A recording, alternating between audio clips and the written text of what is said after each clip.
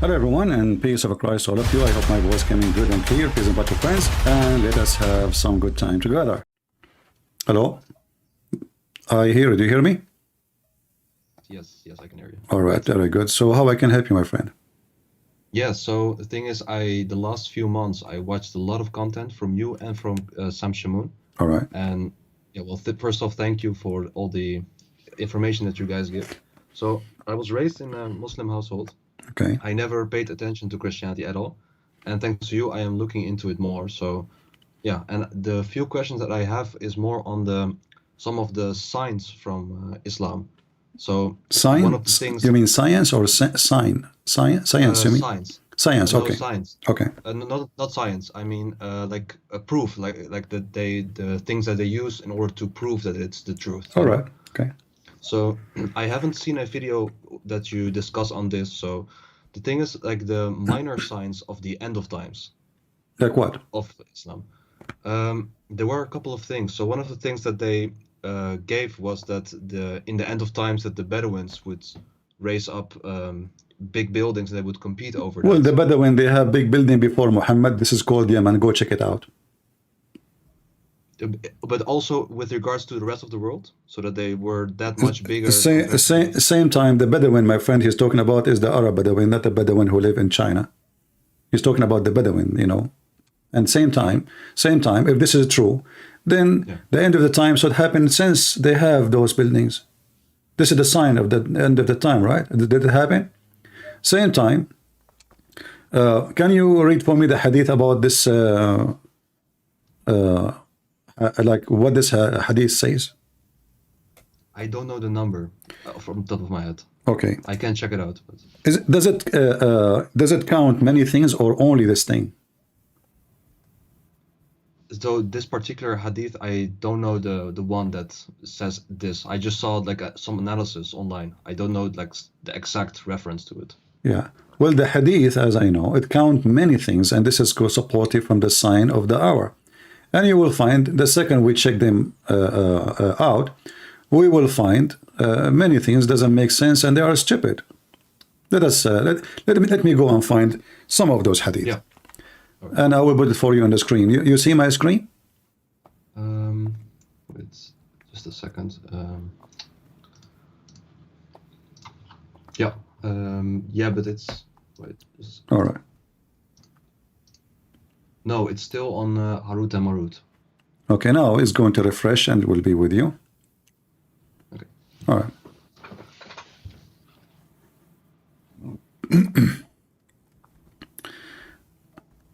In the same hadith, it says that from the signs that if we read here, let us see. Yeah. Do you know Arabic? No, not at all. Okay. The bondswoman gave birth to her own master. So this is the signs of this has happened thousands of years before. There's many kings, in fact, you know. They are born, you know. I mean, what this guy is talking about, this is a sign. So the bondwomen give birth to her own master. But isn't this is the case for every king who slept with the woman she is a slave? And then the king, the son of the king will be a king. Isn't it most of the kings of the Roman, many of them, they were sons of a company, like a woman, she is a slave. So what does it have to do with the end of the time? So this will happen at the end of the time. But this happened even before Muhammad, after Muhammad, in the time of Muhammad, and later after. So Muhammad is the idiot. In fact, most of those Arab, they are sons of their own slaves, which means the slave, the son, he is a son of a slave, and then he became a leader because he's a son of his father. The father is let us say, a tribe ruler or etc. So this is very normal thing to happen. Then he said, and then you will find that the barefooted and naked poor shepherd competing one another on the construction of the higher building. If this is about the Bedouin who they are around him, you know, Muhammad, he lived in the time of Yemen, is exist, and they are all of them. They are shepherds. This is what they do for living. Some they do farming, and they have high buildings already, 5, 6 floors. Yemen have very old buildings, and they are going back even before Muhammad time, and they are high and they were competing with each other. So if this is the true, secondly, this is against Muhammad. Let's say this is talking about the Arab today. But when the last time, when the Arab they start having high buildings? Sorry, what do you say? When the Arab they start having high buildings? The last century, I believe. But this is when everybody start having high building, correct? Yeah, but if we look at the highest ones in the world, like those who are more in the like Dubai, Qatar. Okay, right, but like those. no problem. But this is even built by, not even by the Bedouin. The Bedouin cannot build. It's not done by the shepherd. It's done by the European. All the engineering is used. Is your, you know, what they do in Emirat. Emirat have almost 0 citizen. If you go in Emirat, you will walk in the street. You will see 500 people, and then you will find 1 local. That's it. So what is the benefit of those 500 versus 1? But it's not like it's not, I believe, the emphasis on the employees, but it's more about the ancestors of it, like the ancestors of. No, the it says they are the one who will do that. They are the one, not somebody else. He did not mention that they're servants or their slaves or their employees. He said they will do that. They are not. They are not. They are not the one doing it. Same time, if this is true, then this is the end of the time. So what's happening? What happened? Same time. What do you mean? What happened? What happened? Nothing. What is the end of the time? Isn't this a sign of the end of the time? I thought it's towards the end of the times. I thought like it's a sign towards. Okay, I will go with you. I will go. I will show you, because if Muhammad he knew the signs of the day of the, like when the time will come, then we just mentioned that he said soon the Messiah will come. He will come. He will descend between you, and he will break the cross, put down the jizya, and kill the pig. Did you see that? I've heard of it. Okay. Yeah, but did he say the word? The word is liyushikna. The Muslim translation, even the Muslim translation, is saying soon. You're right. Okay. So if this is a sign of the day of judgment, because remember, when Jesus comes, that's it. Jesus will be the judge. That's it. It's it. Okay, this is the end. This is the end. So all those things happen already before Jesus. So, but Muhammad he said, liyushikna, almost here. Let me show you another sign of the day, end of the time. Oh, but just if I can interrupt for it. Sure. Like you say soon, but the thing is, isn't it in general also with other religions that they say soon, but it doesn't mean. No. Like, He said in Arabic. This is the translation in English. Liyushikna in Arabic is not soon. It's almost here. It's not soon. This is the Muslim translation. But like they're even almost here. If we go with that translation, it's still not. Okay, that's why I'm not. That's why I did not stop. You know, let's continue. In the Quran, chapter 54, verse number 1, it says, "The hour has drawn near." The fact, it says the word "iqtaraba," "iqtarabat as-sa'a." "Iqtarabat as-sa'a." "Iqtarabat" is so close. And the moon is split asunder. So the moon is splitting is what? Is a sign of what? Of the end of the time, correct? I would assume, yeah. Okay. This was 1400 years ago. I see, but what I mean to say is that if you compare that period to like how long the universe exists or how long the Earth exists, like it's in relative sense, it's not that long. Okay, That's but, what I think. But that you see, that means Muhammad he lied, because he should not use that word soon. He can say it will happen. I mean, Arabic language is very rich in words. You know, I do not need to say the word iqtarabat if it's not soon. You know, it's not like right, almost. We can go and we can see more prophecy. Muhammad he have tons of prophecies. As an example, the Muslim they claim that Muhammad even he knew that the Arab they will conquer Constantinople, right? Yeah. Okay. Heard, yeah. How we know that this is even true? Because the hadith is written 300 years after Muhammad. And how we know that is even this is what happened. But let us go together and see. You will see that Muhammad, he claimed that the Roman, they will become the majority of mankind.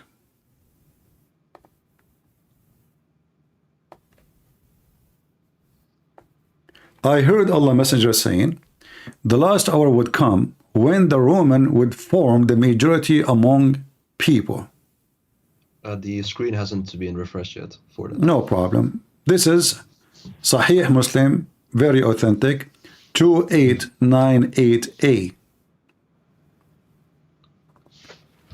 Is that what's happening now? That the Roman, they form the majority of mankind? It's 2898A, you said? Yeah. Ah, I see it in your screen. Never mind. Yeah, that's good. Yeah, perfect. Is it true that the Italian government, they announced that the population of Italy is declining in a massive way and they are encouraging people to have more children?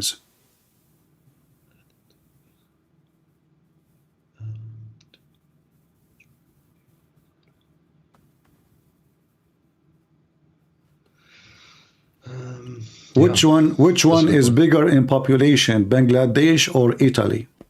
Yeah, Bangladesh, obviously. Indonesia or Italy? Yeah, Indonesia. Egypt or Italy? Egypt, yeah. So how the Roman, they will become the majority of mankind? Isn't it, and you are a Muslim supposedly, isn't it the Muslim, they are proud about their number? Yeah. So how the Roman, they will become the majority? And then the Muslim, they try to fix it. They say to you, oh, he meant the Christians.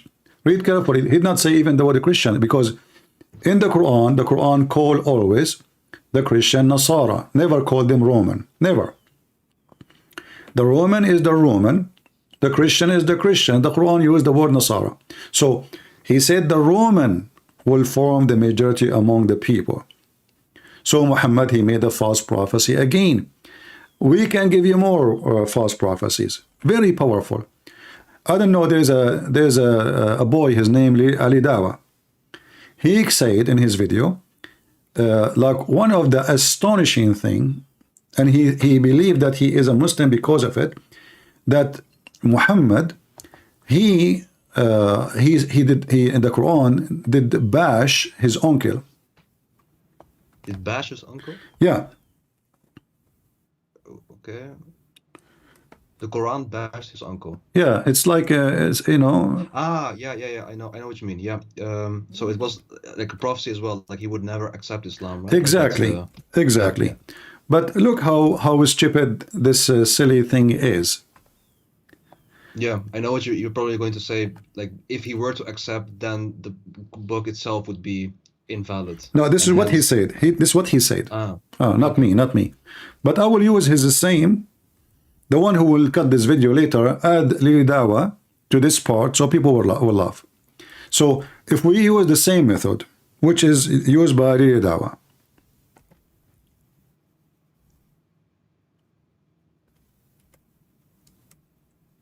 we will find that Muhammad, he made it clear. Let us go.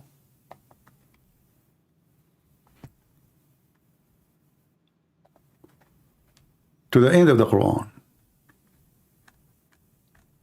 the chapter of Al-Kafirun.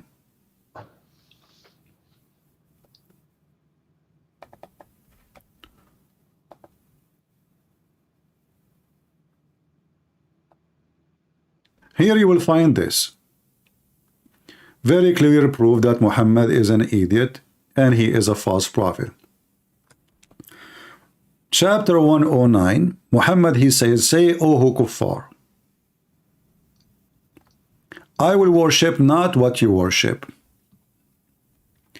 and nor you will worship which I worship, and I shall not worship which you are worshipping, which is very stupid to repeat. Already you say that.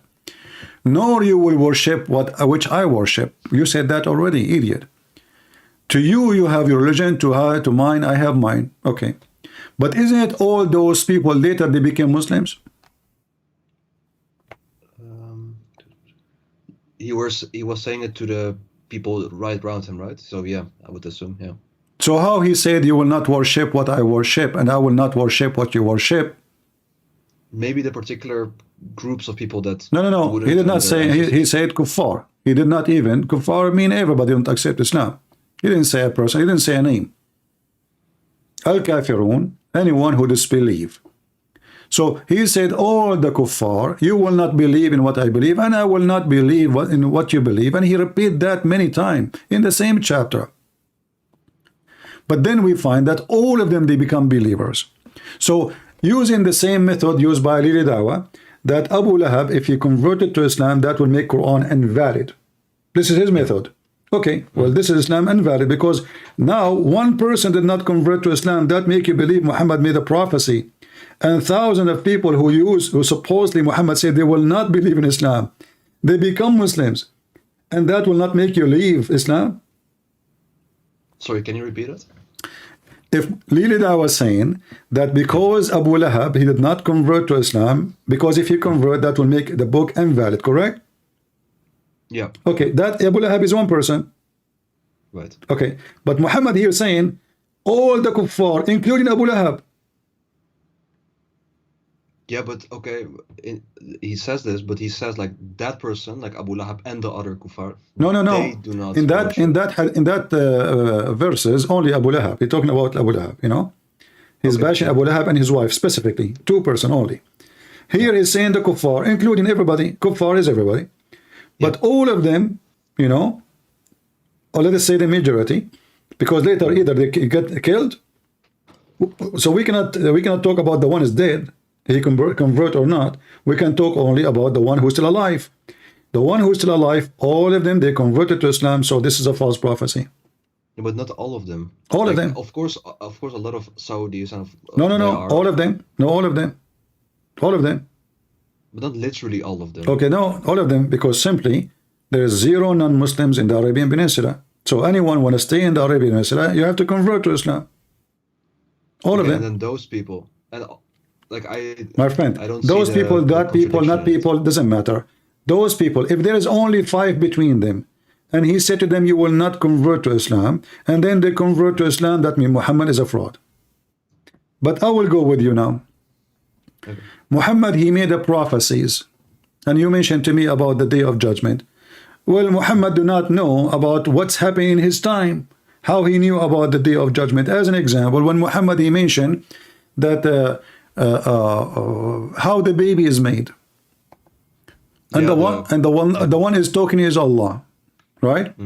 And we can, by the way, we can read the hadith, but I'm going to read Quran is more powerful than the hadith, right? Because the Muslims still, they can say, as I said, it's written long time after Muhammad. It can be false. But if we go in the Quran, we will find. The problem is with the embryonal development, I have no knowledge on it in general, so I don't. I'm not a doctor, my friend. I'm not a doctor. And the only time I learned about this since high school. After that, I did not join a medical school or etc. You know, it's just something I learned in, you know, in high school. And since then, I did not have any extra education in it. Just little reading. Here it says, we made the nutfa into a clot, a piece of thick, completed blood. Is that correct? Sorry, can you repeat it? Is it true that the sperm will become a dead blood and that will make the baby? Dead blood? Dead blood, yeah, congealed blood. I have no idea. For real, I My have no friend, you idea. can search right now. I mean, I'm assuming that you are a young man and you know how to use the computer. What's your education, if you don't mind? Yeah, I've studied something mathematics, but not nothing with biology at all. Okay, but can your fingers search right now what make the baby? I mean, you will find it. The sperm does not transform to anything. The sperm only deliver the DNA and fertilize the egg. The only thing what I could say, like just before I read the scientific approach, is maybe this is a very easily to be understood approach. What he explains here. That's What understood? That's 8%. Listen, all this method is false. This is God talking about how the baby is made. So the sperm does not become a baby. It is the sperm fertilize the egg. You see, if here he's not giving details, I will say, okay, you know what? He just make it let's say metaphorically, you know, like you are from the semen of your father. I will let it go. But no, he's talking about the stages one by one. He's talking about the semen itself, how the semen is transformed into dead blood, and that dead blood become something else. As we see here, it says it became a clot, and then into a little lump, and then of a flesh, and then made out of the little lump of a flesh bones. But this is absolutely false. None of this is true. So how this can be coming from God? I have no idea. I'm just checking a bit on Google. Okay, but I want you to just to make it simple. You know what you are saying to me, that Muhammad, he knew signs of time, but none of Muhammad's signs of time is working for me. If there is anything you find it's very strong for you to keep you as a Muslim, give it to me. let me see. No, for me it was science, not science. Like science as in the Science, science, whatever you want. Yeah.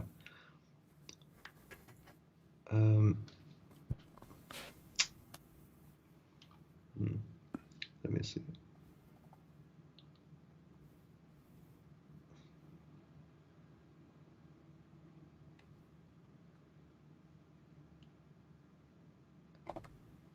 Give me something you think it's really good.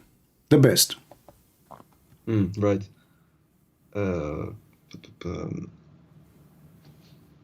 I would say, and this is not on science, but more the mathematical miracles, what are called. All those mathematical miracles are false, and I debunk them in 2 seconds. Give me the first one. Yeah, sure. It's about the amount of something that has been mentioned. Like, for example, the one of the things like water to land ratio of That's the Earth, false. which is then the same. None of them is true. All those calculations is false. Same time, if you know, as an example, you see, when the Muslim they make a claim, they knew that people do not know how to read Arabic, and how they don't know. I mean, they go by what people say, right? So, as an example, in the Muslim website I saw, it says that the word day is mentioned in the Quran 365 times. Is that correct? I've heard of it too. Yeah. All right. But isn't it the year in Islam not 365? Isn't it the year in Islam is a moon day, is a moon month? Ah, that's a good point. Okay, Yeah. so Allah, he knew that the year is a 365 days, but he chose the wrong year. Same time, isn't it the Quran says that the year for Allah is a 12 month, which is a 12 moon? Is that correct? Yeah, I think Okay. so. Yeah, yeah. Now, the same as long we are talking about the moon. By the way, there's no 365 days in the Quran. That's a fabrication. You can go right now, open any Muslim website, type the word day, and you will find that the word day appear as many as you want. That's false. Number two, when the Muslim in the same website, they have that Allah, he mentioned the word moon equal to the word sun. That's false. They don't count the word moon when they want, and they count it when they want. As an example, when the Quran says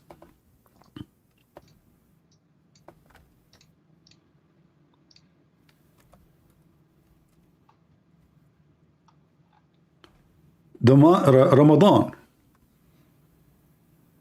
Okay. Okay, so the word Ramadan, you see the translation here, it says Shahr, the month of Ramadan. Still needs to be refreshed in a few Yeah, seconds. chapter 2, verse 185. Oh, okay.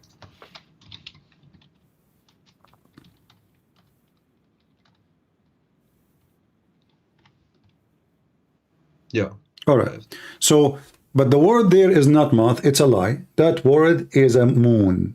Shahr is an Aramaic, Hebrew, Arabic word, which means the Arab, they use it from the Aramaic and the Hebrew.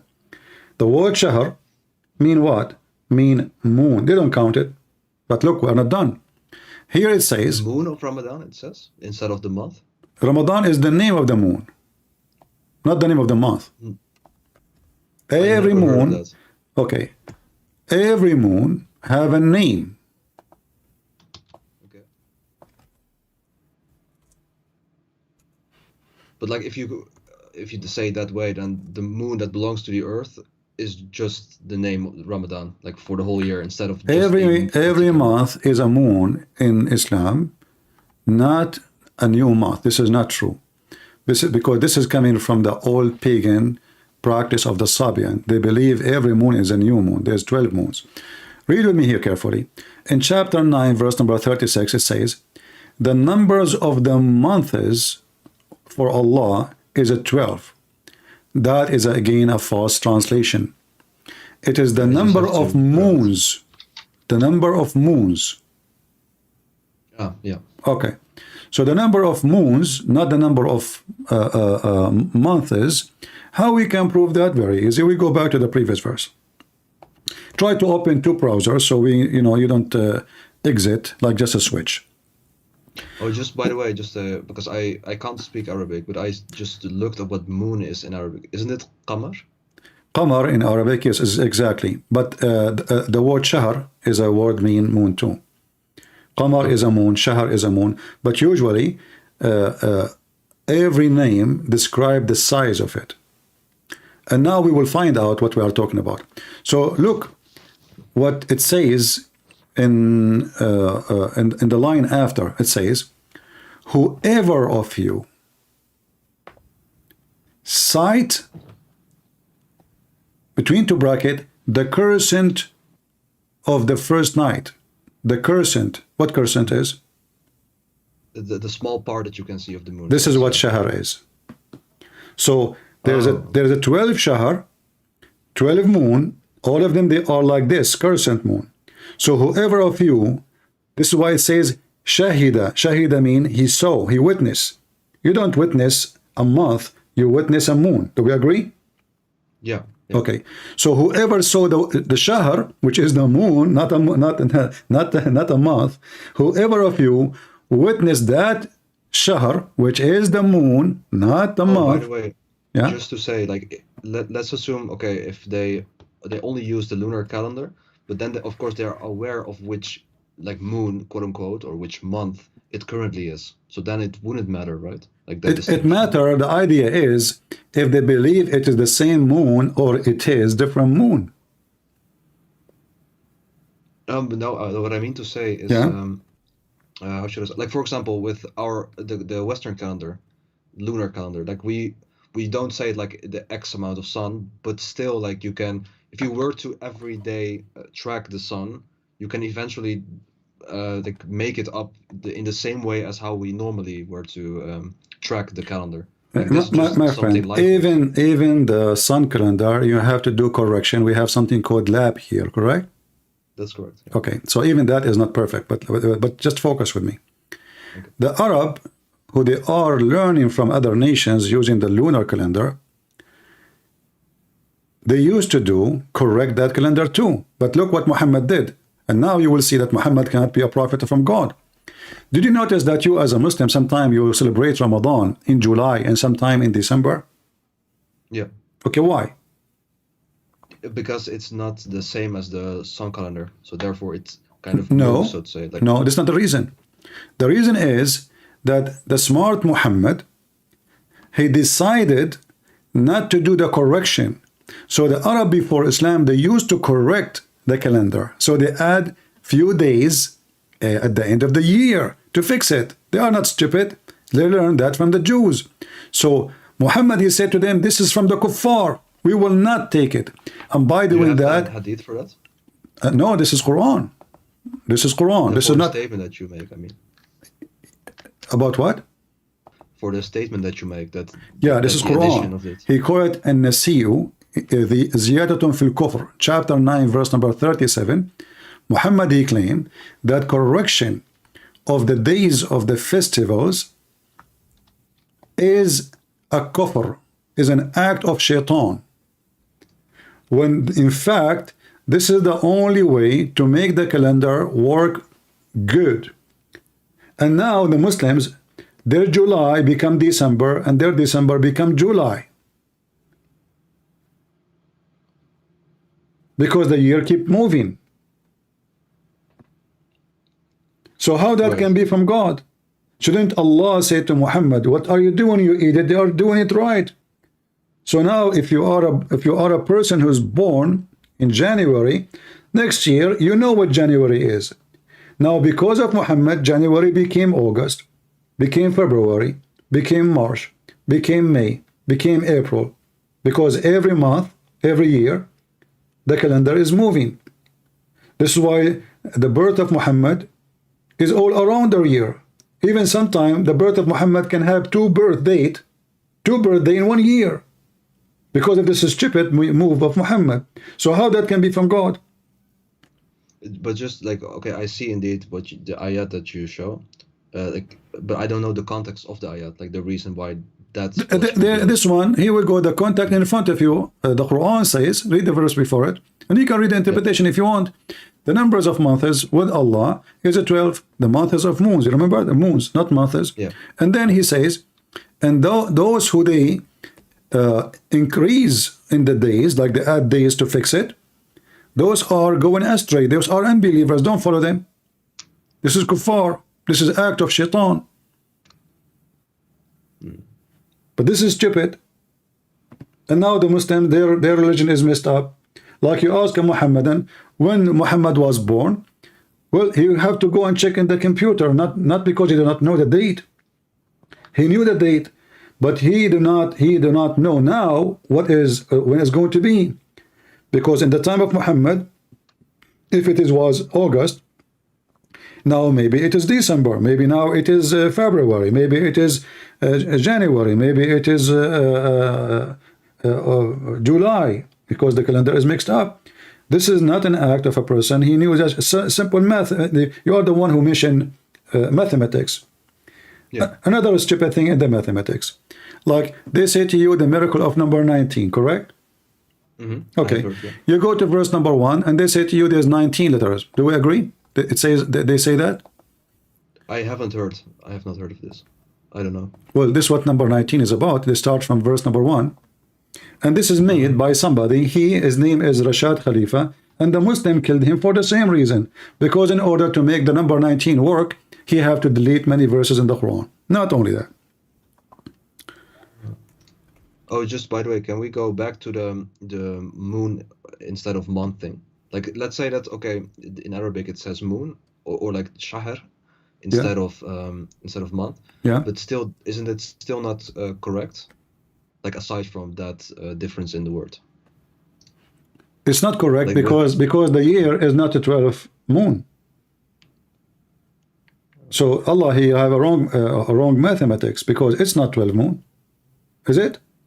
No, true. If we are adding 10 days, then it's not 12 moons. Yeah. So even if you say it is 12 months or 12 moons, still it's wrong. Yeah. All right. So the Muslim, they have tons of website talking about number 19. And if you go to Al-Fatiha, the second I start calculating the numbers of the letters, I will find that they are way more than 19. You see, in Arabic, I will try to zoom in just to show you how they lie and they fabricate when they claim those claims. You don't know anything about Arabic at all? No. All right. I want you, after we finish today, you can download the video and bring a Muslim who speak Arabic very well and let him defend what I am saying, what mean against me, not with me. Bring somebody he hate me very much. Do you see? Let me open my screen pen so I can show you what I'm talking about. In the screen, we have the sentence which the Muslim, they claim this is the total numbers of the letters is 19. And if we destroy this sentence, the whole numbers already is gone. I mean, the whole calculation is false.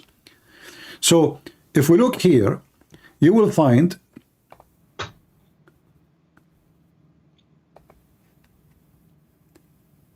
do you see this thing in the top of the word Allah? Allah. There's like I will write the sign for you so you can see what I'm talking about. Look down underneath. Do you see something like it? Yeah. Okay. This is called shadda. Shadda is something added to Arabic language to make it easy to write. What shadda is, that means here there's two letters, not one. Two letters, not one. So instead of writing the letter L twice, we put shadda.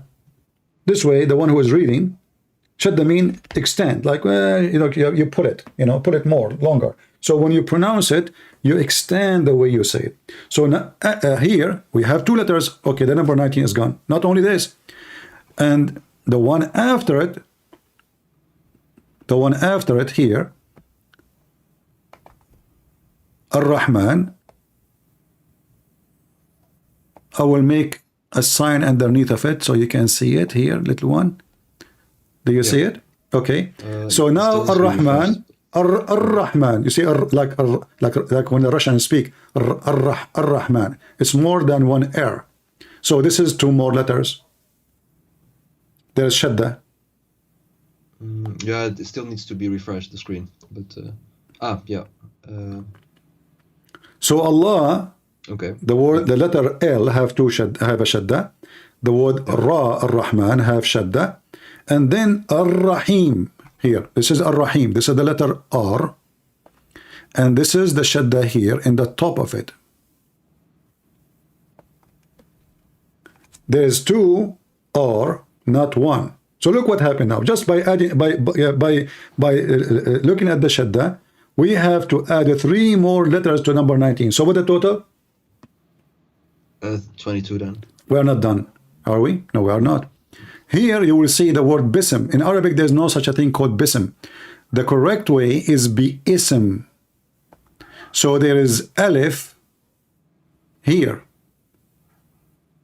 That make it how many? Yeah, 23. Okay. Let us see. Do we have more? But maybe they have, during their explanation for 19, maybe they I don't care. No, what explanation? We are not done. We are not done. We are not done. Look here. Do you see the word Rahman? Okay. This is the word Rahman. Here in the top, there's a little stick. I don't know if you see it. I will write in the top of it. Do you see it? It needs to be refreshed still, so I have to wait.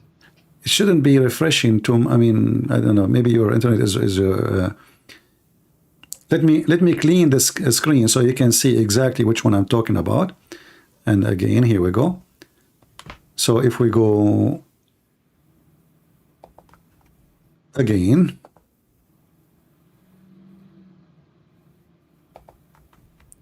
so here there is a little alif. I will draw in the top of it just to show you, and then I will erase it so you see what I'm talking about. Here, let me erase it. Actually, I will cover it. Here we go. I will make it in red. Do you see what I'm talking about? That it's really slow. Like now it's just empty, but I have to wait a few seconds. Okay. You will see it. So you will see here, there's a little alif. Alif, this is A.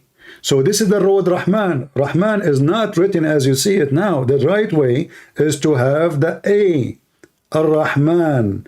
So now we have 24 letters or 25? 24, I think, yeah. I think we have, yeah, maybe 24, I'm not sure, yeah. So the number 19 is gone long time ago. But maybe the way that they... no, it's not up to them. Either you are calculating the letters numbers or you are not. What do you mean? What do you mean the way? I can change. No. So is it about a way so I can play games and make it fit with me, or it's about how many letters? You make a good point. The only thing is because like I've heard that nowadays the way that it's written is a bit changed in order to read it more easily. Exactly. So this is not the Quran then. If you change it, but if you then look at the original, like my friend, you just said they change it, correct? No, just the way that they write it. Exactly. Okay, so we have to go by the way it is, not the way they write it. Same time, even in the way they write it, the shadda, anyone knows. There's a guy, his name is what's his name, guys? Khan. something Khan, something. He's from Oh, I Pakistan. know what you mean. Yeah. Yeah, he have a program. He explained to you how Ar-Rahman is a two-er, because he's trying to show you a miracle. Actually, he is making this to show you a miracle. But he totally agree with me. So the second you see shadda, the R became 2. The second you say shadda, the alif become 2. The second you say shadda, the M become 2, etc. So this is how it is. This is Arabic. It's not up to me. It's not up to them. It's not up to anyone. So they deceive, they lie to make it fit. Like, how come the one who made this false calculation, he did not notice that the word Rahman have alif? This is just an artist way to write it. This is not the way the Rahman is. The same as the word Bism. There's nothing in Arabic it's called Bism.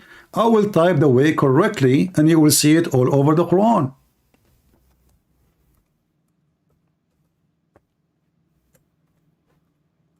Is it possible that the Quran writing the word twice wrong?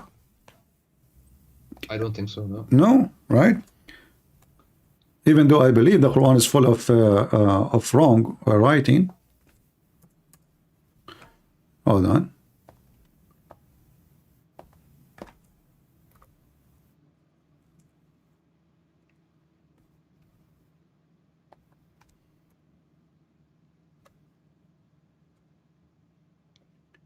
Read carefully with me. All those are bi-ism. Do you see it? It needs to be refreshed, man. But just a few seconds.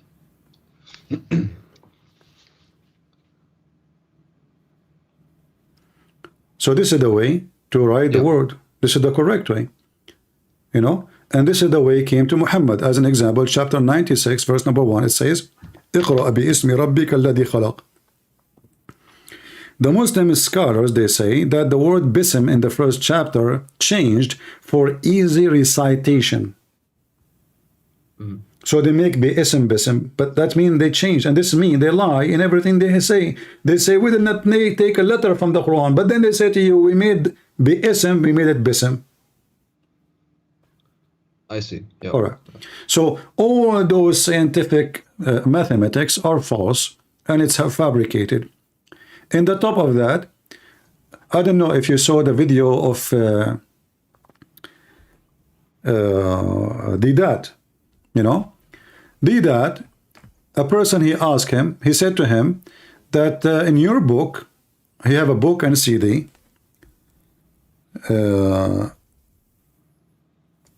You appreciate the miracle 19 miracle. He said, In his book, you mean? Yeah, he wrote his book. Okay.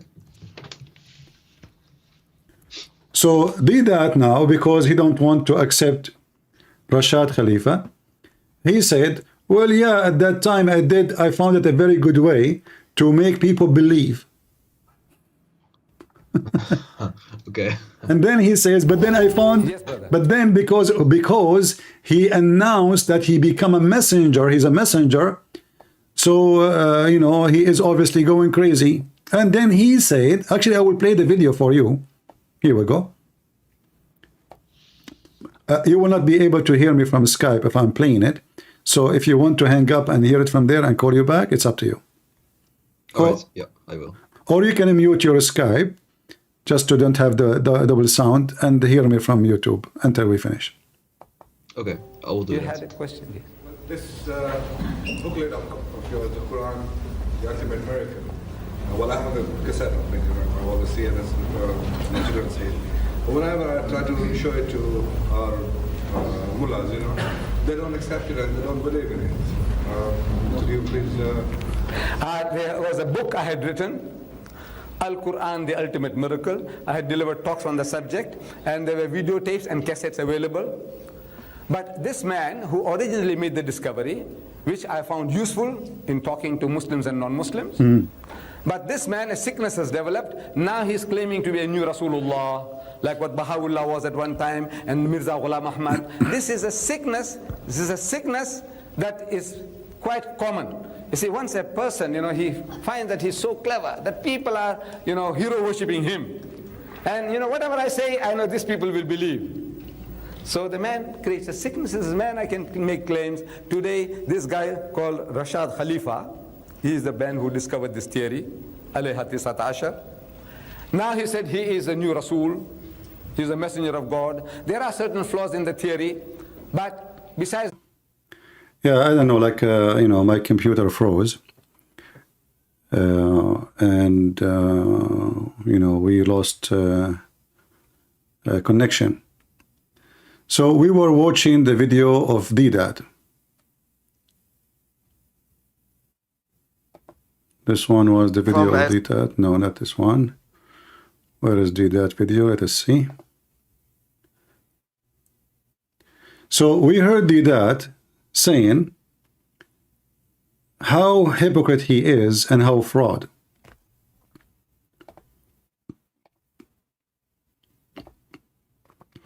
He used that statement from that guy, and he made a big chapters of it in his book. Big fortune to make money.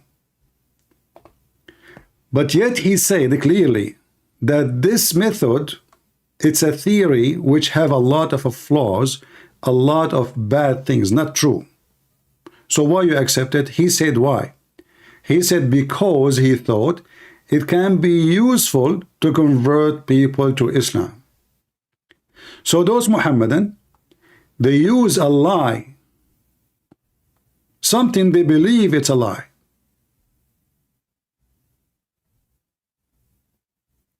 to convince people.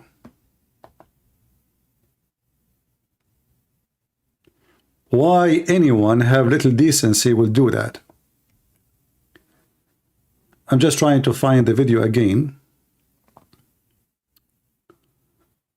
Here we go. All right.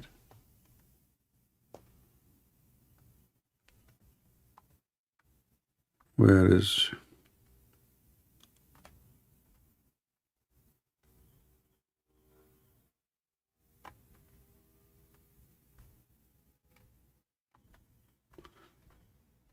Yeah, I don't know what happened. I can't find the video. Very weird. Anyway, we heard it already, right? We heard it. So, in order to fool people, they are willing to use any false method. They put it in their book. They print it. They publish it. They sold it. Muslims believe Ahmad Deedat, and later Ahmad Deedat himself, he said that this theory have many flaws in it. So why you accept it and why you promote it and why you believe it? Because he found it a very smart deceiving.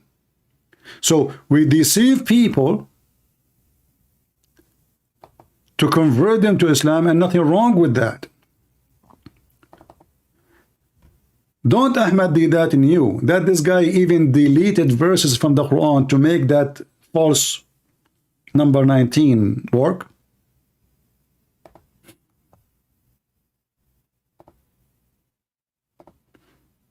Let us call our friend back.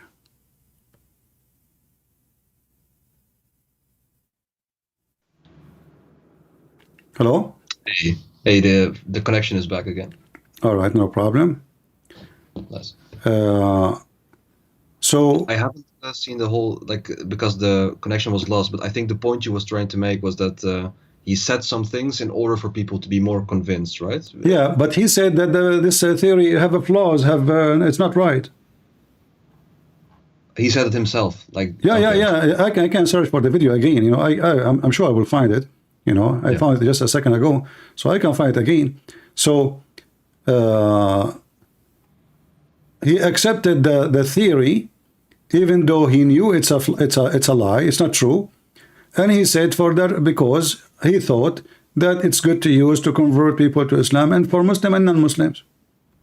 Okay, So that's very ugly. so we use something false. Yeah. And we know it's false. Remember, he said it have a flaws, and it have, you know, it's not, you know, it's not that something we can depend on. It have something wrong with it.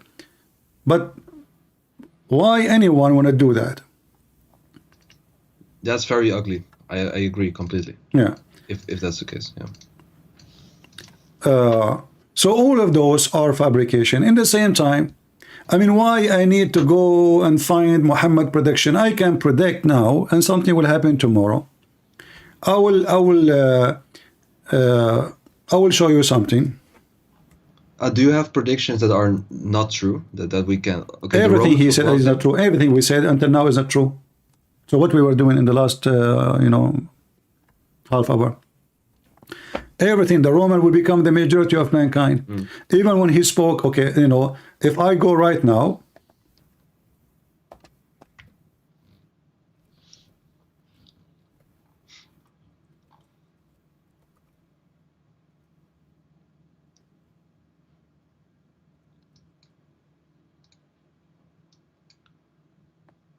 in my screen still says satellite images shows Chinese mosque. It doesn't. it's okay. refresh at all. No, don't worry. I'm just. Right.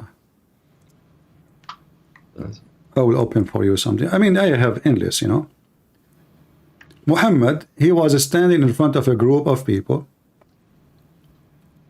The word تقوم الساعة, every Muslim knows what تقوم الساعة. تقوم الساعة means this judgment day will come, right? Okay. This is Muhammad. They ask him about the day of judgment. Remember, Muhammad should not say when the day of judgment will be, because he is just a prophet and only Allah knows, right? Yeah. And Muhammad do not believe in the Father and the Son to claim, okay, only my Father know.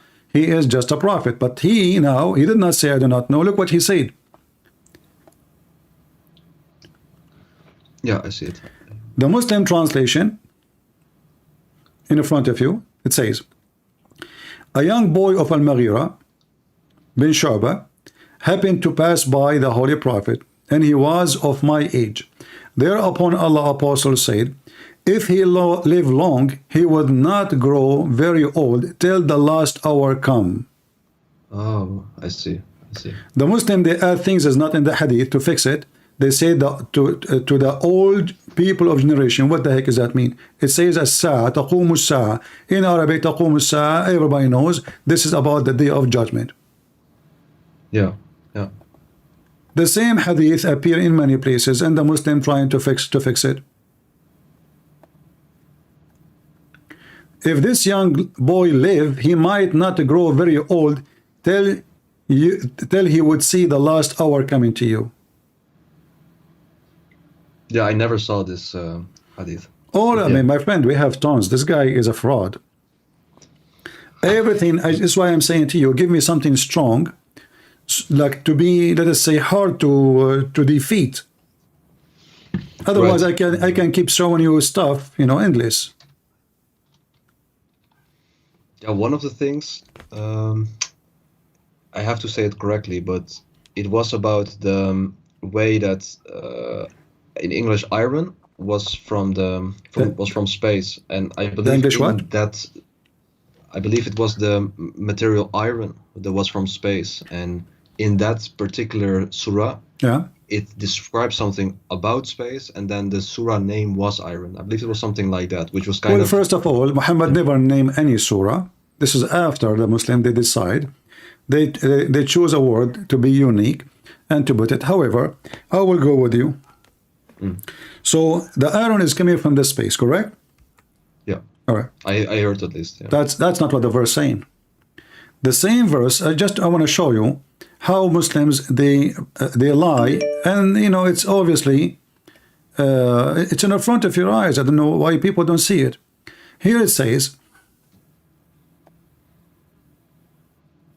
indeed we send our messengers with the clear signs, and we send down with them the book and the balance, so that man should hold justice. And we send down iron, wherein is a great might. Okay, so did Allah send Muhammad down? No, I see what you mean. Okay, did Allah? Is Allah saying He sent down books? Yeah. Is that literally? Is that literally or metaphorically? Yeah, metaphorically. Okay. But the only thing And then is, we I send don't know down if- Aaron. Let's continue. Hold on. And then we send down Aaron. Is now you are saying that this is literally correct? I've heard, yeah. Okay, but let us see how stupid this verse. The same verse will make Muhammad look stupid, because if the Aaron was sent to the man, that means the one man was exist before the Aaron.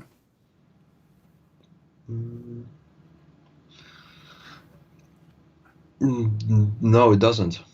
It doesn't, right? Like it could have been like the iron would have been sent down to Earth prior to the No. existence of man. Okay, secondly, this is absolutely false, because no scientists say that the Aaron we have is sent down from the space. They say some of the Aaron in the crust is from the space, because we have the magma, and the magma is full of Aaron.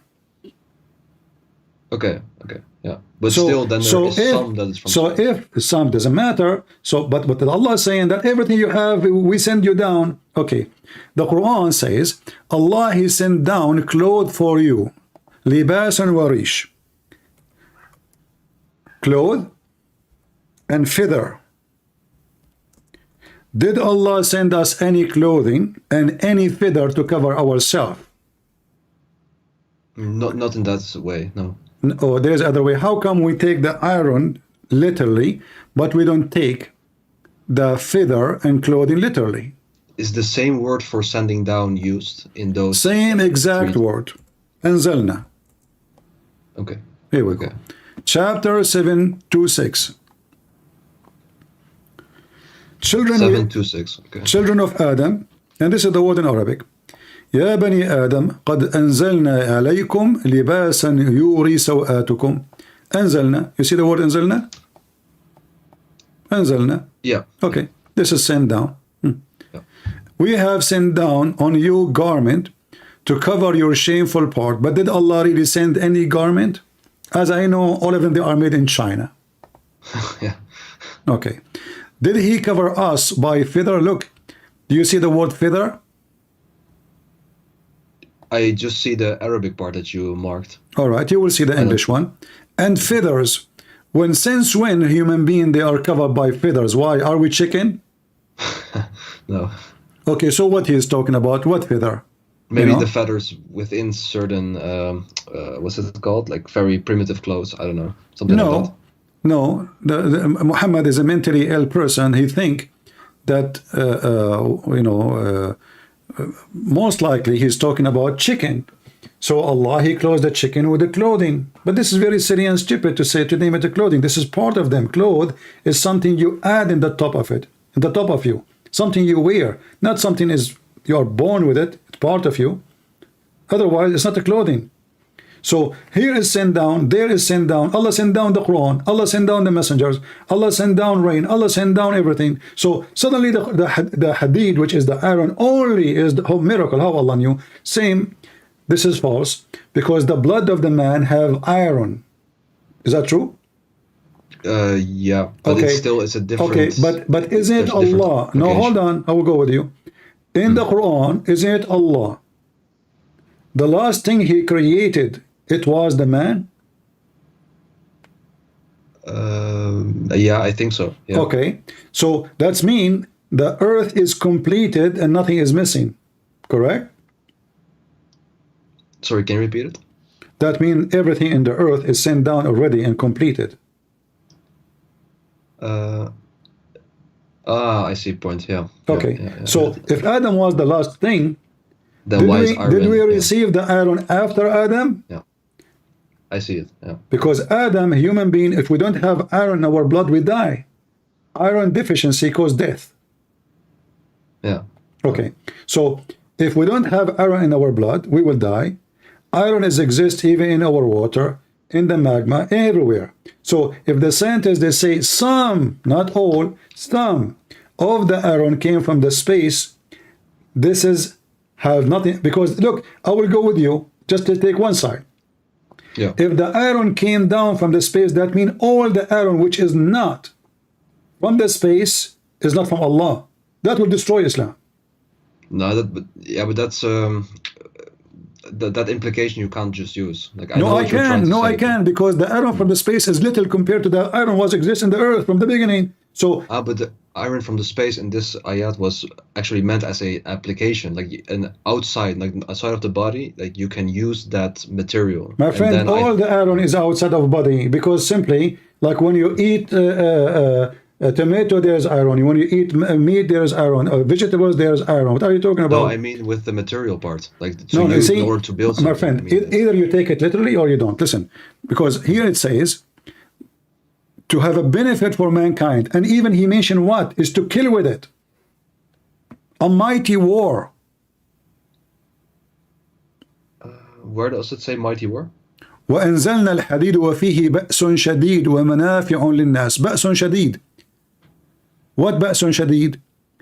بأس شديد is a word you use for mighty of war, mighty of strength, sword. So Allah claimed that He sent the iron, so people they will use it for war. I see. Yeah. So is the iron sent, or we have the iron before? Same time, I want to go with you. You know, was the iron created? Was the earth created by Allah? All of it in earth, or Allah He sent from the space other stuff? He said from the space, other stuff. I thought them both, right? No, But no. Like Let me if it's show you. created- No, what the word anzalna means simply, Allah is saying supposedly, Muhammad, aka Muhammad, that everything you have is from me. You know, Muhammad, he did not receive like a written book in his hand. He received verses supposedly from the angel, correct? yeah. But yet he used the word anzalna, so he used it for anything you have. You know, dignity, ethic, etc. You know, everything is from Allah. Now, if we go, Muhammad, he explained the nice thing about Muhammad, that he don't shut up. He's like the kind who keeps shouting free Palestine, but he don't know what he's talking about. This is Muhammad explaining to us how Allah created the earth and the heaven and everything. Read with me carefully. The messenger of Allah took hold of my hand and said, the exalted, the glorious, created the earth on Saturday, the mountains on Sunday, the trees on Monday, the things entire in labor on Tuesday, the light in Wednesday. He spread the animals of all kind in Thursday, and he created Adam Friday afternoon. Right. Okay, how we will work with the scientific miracle in the Quran, according to Muslims, where it says that those came through billions of years, when Muhammad talking about Saturday, Sunday, Wednesday, Tuesday, and the whole creation is done, and now we have Adam. I see. But yeah, but then according Hold to on, we are them, not done. like- We are not done. Do you remember the video of Didat making fun of the Bible, saying how the sun is created on Wednesday? I haven't heard, but You can search for it. Here we go. This is Muhammad copying from the Old Testament when God created the sun. But in the Old Testament, you will find something different. That God, He said, let be light before the sun is created. So we have sun before the light. And Didat, he was saying, how the whole earth will have no light? He was laughing because he's an idiot. He did not know what his prophet said. So look what happened now. When they asked Zakir Naik about 6 days in the Quran, what Zakir Naik said, the Quran said 6 days, but in the meaning it didn't mean 6 days. It means 6 period, and 8 period is a billion of years. So when the Quran said that did, he's talking about period. It's not true. So now suddenly the 6 days, Saturday, Sunday, Monday, Tuesday, become 6 period, and each one of them is a couple of billions of years. This is how hypocrite they are. It says suddenly, and not only that, Muhammad, he said Friday afternoon. Don't laugh at your prophet. Friday afternoon, Allah created Adam afternoon. I see. Okay. Okay. Now hold on, we are not done. The Zakir impression was great. So Allah created Adam on Friday afternoon. The Quran mentioned, isn't it? The Quran says if Allah want to do something, He make it. He say B is going to happen. Yeah, was it for one particular thing, right? Or just in general? I thought it was for a Anything. specific thing that he said this. Well, hold on. So are you saying to me Allah was so slow in one thing and was so fast in one thing? No, but I thought like if he wants to do it in that way, if he just He's wants talking to about do it- creation. Talking about creation. If he wants something to happen, he said be. Look what happened. If we go in the Quran, it says وَكَانَ الْإِنسَانُ عَجُولًا. Okay, human being is ever hasty. What does that mean? You go to Ibn Kathir and read.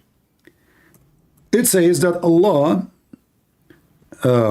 when he was creating Adam, he breathed into him, and then Adam, he started feeling his his limb. He's looking at his limb, so he wanted to get up and he could not. And then while his spirit was coming down, Adam said to Allah, Allah, please finish me before the sun set. What do you think about this story? Chapter 17, verse number 11.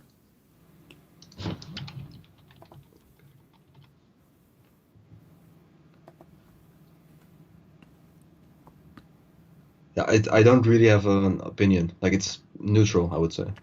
Like, it's just a statement, and then I think, okay. Like, No it's not problem. something that No. You prove see, it. I'm not asking you for opinion. You just heard this maybe first time. Yeah. So, how Adam was created a Friday afternoon. And remember, the one is talking is Muhammad. And we are examining what Muhammad's saying, not what you said, what I said. It says here, the story of Adam when he wanted to get up before his soul reached him, his feet.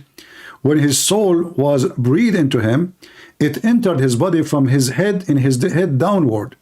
When it reached his brain, he sneezed, Hachoo! And he said, Alhamdulillah, Adam, he speak Arabic from the first day. That's it. I mean, the guy is not even finished yet. He speak Arabic. And then between two brackets, praise Allah. Allah said to him, may your Lord have mercy on you, Adam. The guy, Allah, is talking to Adam before he's done. Okay. When it reached his eyes, he opened them, bling, bling. And then when it reached his body and his limb, he started to stare at them in wonder, like, what the heck is that? He wanted to get up before it reached his feet, but he could not. He said, oh Lord, oh Allah, make it happen before the night comes. What do you think about this story mentioned by Muhammad? The last sentence, like, do you want to say, like, okay, it took him so long in order to create Adam because he says make it happen before night comes? Maybe the last sentence is just figuratively, not literally. No, the whole thing is stupid, because simply Allah talking to his creation, the creation should not be able to talk unless he is finished. I mean, so now I just breathe into him, and is he alive, a human being now? Is he complete? No. So how he was, okay, I want you to focus with me. Here it says, when his soul breathed into him, it entered his body from his head downward. Correct? Yeah. Okay. When it reached his brain, he sneezed and he said, Alhamdulillah. And Allah said, may your Lord have mercy on you. Okay. It reached his brain, and now Adam's tongue is moving and talking. But the soul is not in his mouth yet. It's not even in his eyes. It is just in the brain. And then how we know that? Read carefully. It says, when it reached his eyes, which means after the brain. So if the eyes blink after the brain, made a sneezing. How Adam is saying Alhamdulillah when the soul did not arrive to his tongue yet?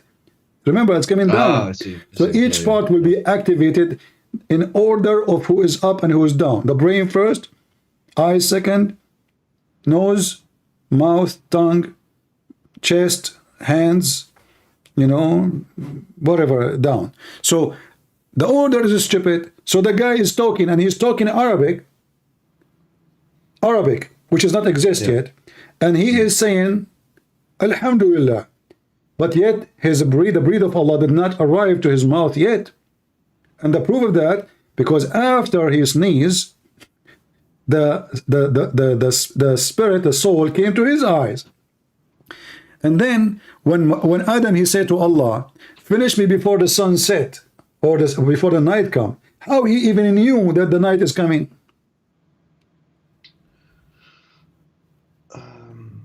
Yeah, okay, but maybe he just got the information, like some instinctive information on it. That's what I would think. Okay, so the guy, he became like, he is born with geography, and he knew the sun is coming.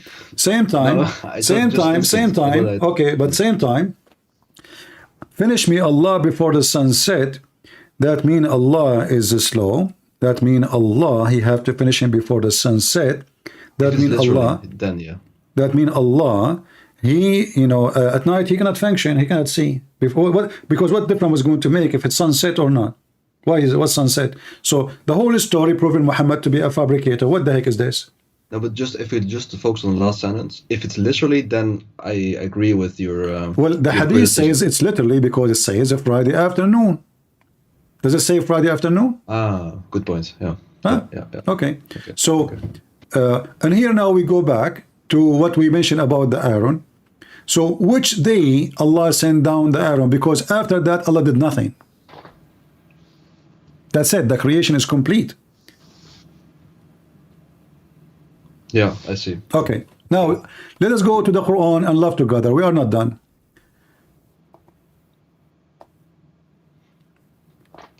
I will give you 2 chapters, Yeah. or I will give you more just to help you.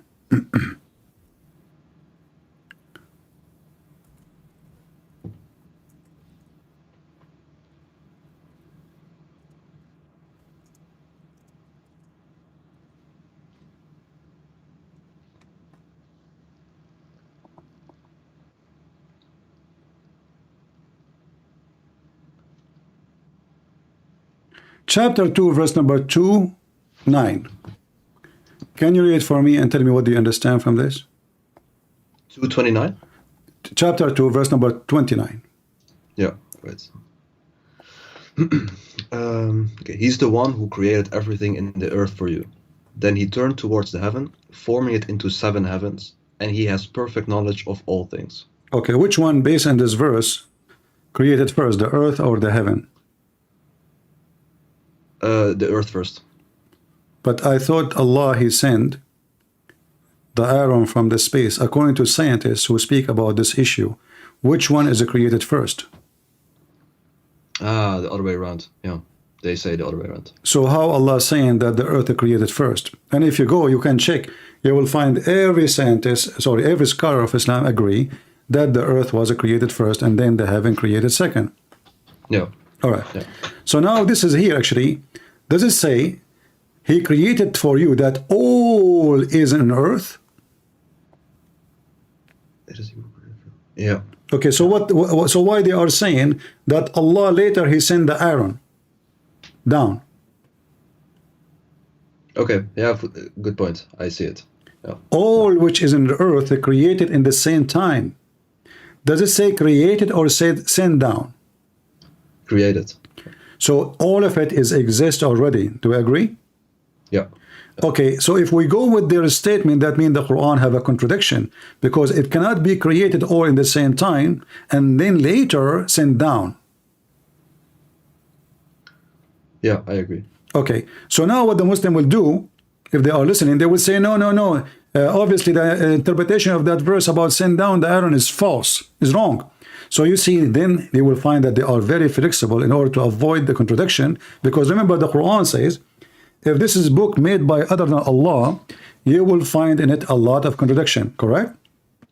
Yeah. All right. Yeah, correct. Now you agree with me, this verse is making it so clear. Actually, we can open the interpretation. It says that Allah created the earth before the heaven.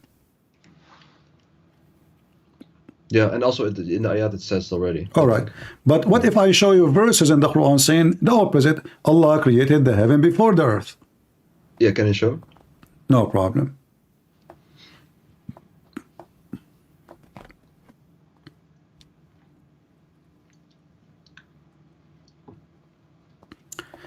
We go to chapter 79 and we read it from verse number 27. By the way, feel free to read any verses you want from before, because I don't want you to say I'm misquoting, but all the verses before have nothing to do with the creation. You will see here in verse number 27, chapter 79, what are you stronger in constitution of the heaven or the earth? He lifted up its vault and revealed it. And then darkness its night, and brought forth its forenoon. And the earth after that he made it flat. And after that he brought the water and the pastures. And after that he made the mountains set firm. Now, By the way, this is not 79, right? chapter 79, verse number 27. Which translation is it? Just to I have the don't know. same. Give me translation. All of them, they are liars. I don't care. Give me translation you like. Yeah, I was just okay. If can you go to Quran.com, like just the one that's there? Just Give so we me get give me the same. something in this website. Tell me the name of the translation. Like in Quran.com, I think they have community maybe. Give me the name of the I translation. can't see it. Because don't see Quran.com does not allow me to show both text in in my screen perfectly. Here I can zoom better because it's separate between the English. It separate the page. Which one do you already use? I can just. I don't care. I just said all of them, they are fraud for me. All of them. Not a single translation in the Quran is true.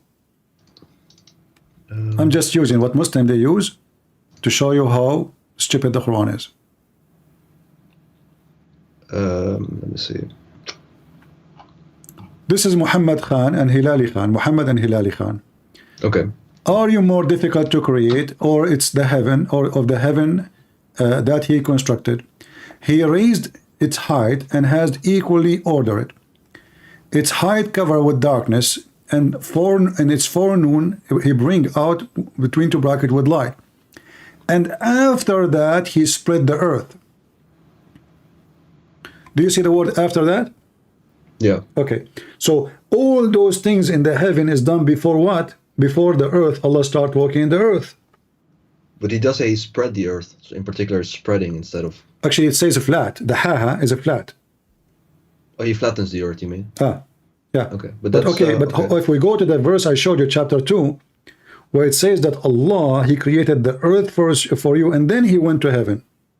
Yeah, but I mean, here it says it spreads or it levels the earth. It's not about the No problem. creation. But look what happened now. You see, now we have a problem.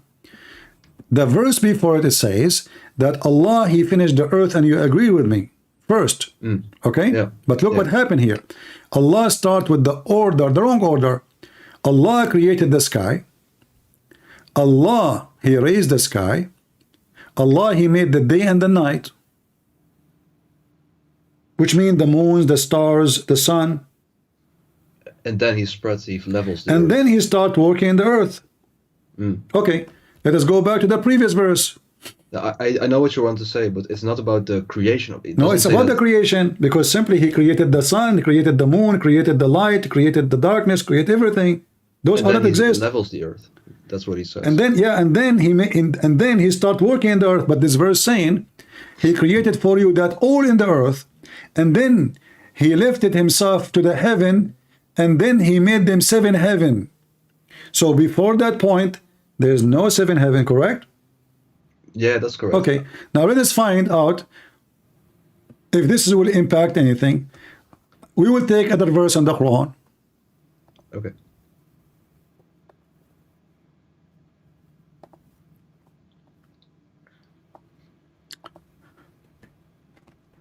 We will find this.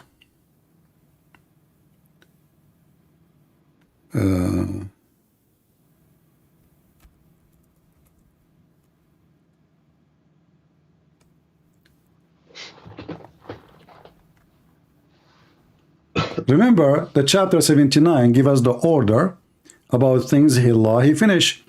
In chapter 79, Allah finished the heaven, and then He start making the earth flat, and He put the mountains, etc. Correct? Yeah. Okay. Now let's read together chapter 41 and read it from verse number 9. It says, Do you verily disbelieve in Him who created the earth in 2 days and set up revels? That is the Lord. I mean, this guy is adding too many brackets. You can read them. Okay, set up revels in worship with Him. That is the Lord of Al-Alamin, which means all mankind and genie, which is funny. And then, so what is the first step here He did? He created the earth in 2 days, correct? Yeah. Okay. And then, this is next. He placed therein on the earth mountains. So number 2, what He created? Mountains. Mountains. And then He made for in it is a substance, which is like water, grass, trees. Do I agree? Okay. Yeah. Yeah. In 4 days. Okay, and the earth was in 2 days. You mean that? All right. Now we continue. And then, do you see the word then? Yeah. Okay. When we say then, which one is before, which one is after? The then part is after. Okay. Then he is istawa, which means he rose up toward the heaven, but it was a smoke. There's nothing. Okay. Correct? Yeah. Yeah. Okay. And then he completed the heaven and he finished them. He finished their creation into 7 heavens in 2 days. Correct? Yeah. And then he created lamps. Those are the stars.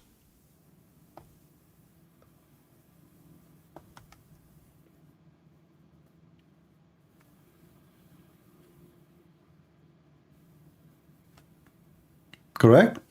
Yeah. Okay. That's correct. So I want you to take now note. Based in chapter 41, the last thing was created was the stars, the lamps, and they are in the lowest heaven. Do we agree? Yeah. All right. So what was the first thing was created based on chapter 41, the same chapter? He created the earth in 2 days. Yeah. Okay. Yeah. And then the mountain was second. Maybe you can write it down. So earth first, mountains mountain second, then the sustains of the earth like water, trees, etc. And then he went to the sky. The sky was nothing. There was a smoke. And then he created the 7 skies. And then the last thing he created was the lamps. Okay, now let's go to the other verse. And now you will see why we are laughing.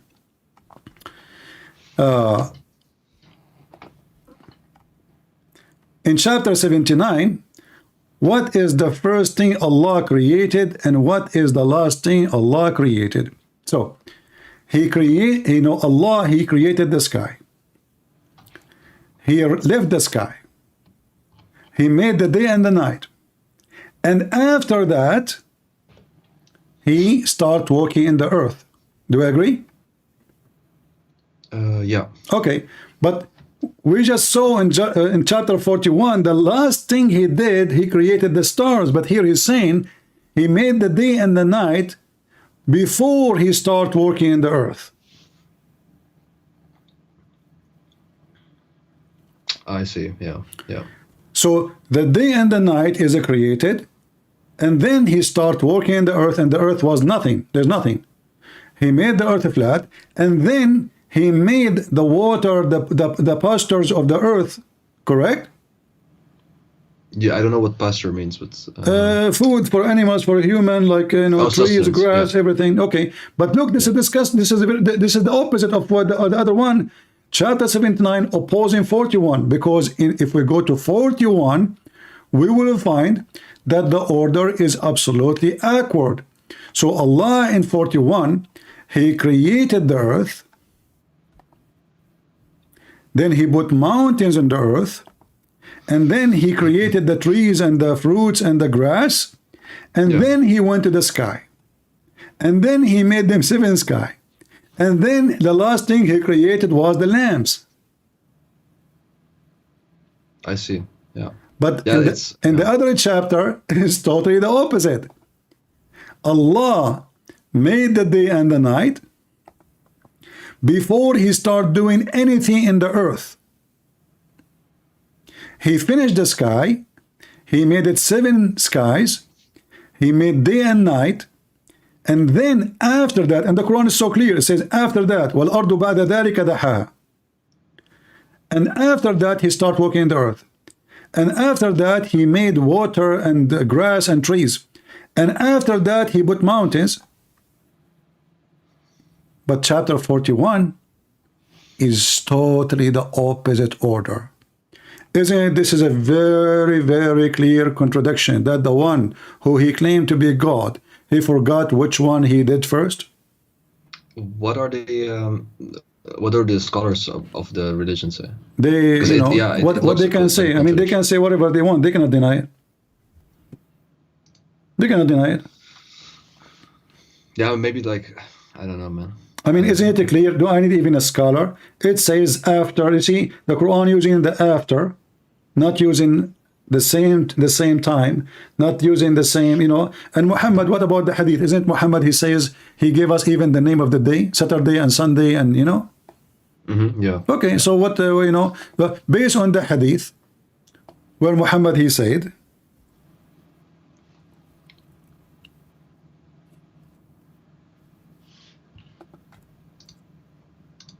and who understand the Quran better than Muhammad? That will be funny if somebody says I am, right?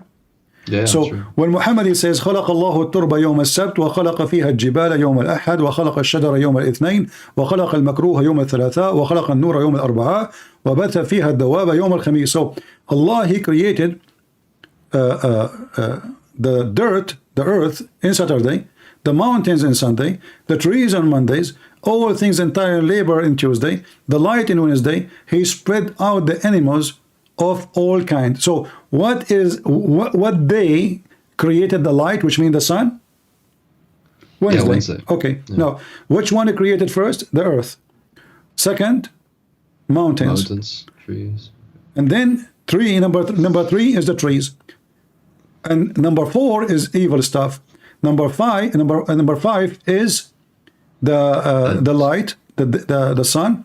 And then he spread the animals. But look what happened here. If we count the days, just to show you that Muhammad is a false prophet, can you count for me how many days now we have in the screen? We start in Saturday, right? 7. We end at Friday. How many days total? Yeah, in total, like it's all the days are noted, so 7. This is not 7, this is 8.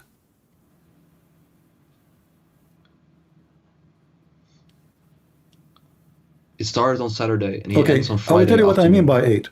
7 days is total of a creation, and then Allah, he went up to heaven to rest, right? Yeah. Okay, but isn't it the Quran keeps saying that Allah created the earth and the heaven in 6 days? Yeah. Okay, but here we have 7 days. He started working in the earth in Saturday. He finished full day, and this is afternoon and the night, which means it is the day number 8. Because in Islam, the same as in Judaism, the day is over by the sunset. This is a new day, correct? Yeah. Yeah. Yeah. So 7 days and broke, which means enter into the number 8. But isn't it the Quran keeps saying Allah created the earth and the heaven in 6 days? Yeah. Okay, so how Muhammad is a prophet, but yet he is adding days as he wish? I have no idea. I'll check it out later. No, I have an idea. I have an idea, my friend. I have an idea. He's a fraud. He's a liar. A person, he's a prophet. He will not make such a mistake because he is inspired by God. You see, if I am speaking of my own, I can make mistakes. If I am speaking in the name of God, for God, by God, then mistakes cannot happen. So, when the Quran says Allah created the earth and the heaven in 6 days and repeated in many verses in the Quran, and then he set himself upon the throne. And the hadith says there are 7 because the last day, afternoon, Allah created Adam. Friday afternoon. Yeah. How come neither the Muslim, neither Muhammad noticed that this is not 6 days? I have no idea. I have no idea. Because simply who dare to question Muhammad? I'm sure there's many they notice. But who dare to open his mouth? He will be dead in 2 seconds. He's a terrorist. So after I show you all of this, still you think really the Quran is a book from God and Muhammad is a prophet? It's hard for me to say no. Like I know what you're saying. I will look at it later. But It's up to you. You know, you see, I don't see. I don't want to be rude with you, but you are saying to me you will look, but we were not looking now. What we were doing? yeah, we were. No, I mean just to see another perspective. I mean, What perspective? only- Do you have 2 brains? no, I don't mean that. Like, but like from my understanding at least, like I've read some parts of the Bible that just to compare it. And what I know My is friend, that the Quran is nothing to do with the Bible and have nothing to do with the Bible. This is not a spiritual book, as you see. This is 1, 2, 3, 4. You know, Allah created this and then and this. This is not like a metaphorical and maybe he meant something, maybe he's no, it is says it clearly, and after that and before that. So it is about the stages, and the stages are absolutely contradiction, and the Quran said it clearly. If this is a book made by other than Allah, you will find in it a lot of contradiction. Yeah, that's true. Okay, so if Allah himself, Aka Muhammad, said to you that this book, the way to know if it is from God or not, is contradiction, then well, the contradiction is so clear. The whole Quran is contradiction.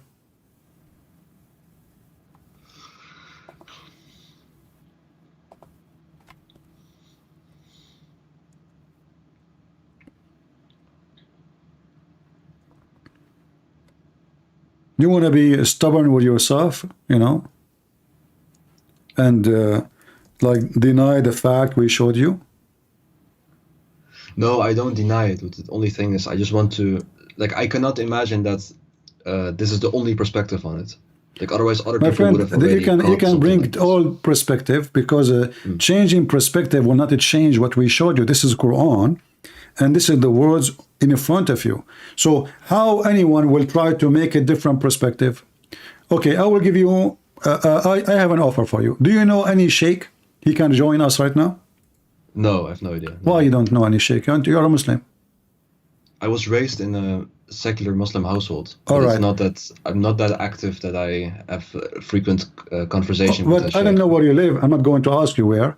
Can you call any sheikh you wish right now over the phone and tell him, hey, you can call him in private, like nobody is hearing you. Call him and say, hey, can you join me, please? This guy trying to convert to make me leave Islam. Can you come and refute him, please? I don't know any like real sheikhs like face. You do not need to know anyone. Go check the internet. Who is a sheikh? You can call him for free and tell him, I'm a Muslim. This is my story. Can you please join us? You do not need to know him. He's not a doctor. He will charge you for, you know, consultation. Actually, Muhammad, he does. He charges for consultation. Oh yeah, Muhammad, he will not even speak to you in private unless you pay him. Do you have hadith? Not hadith, we have Quran. Can you show me where he does say that? Okay.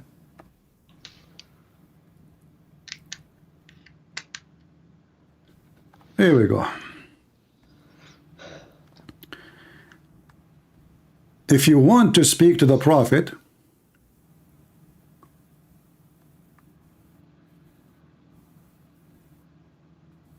let us see.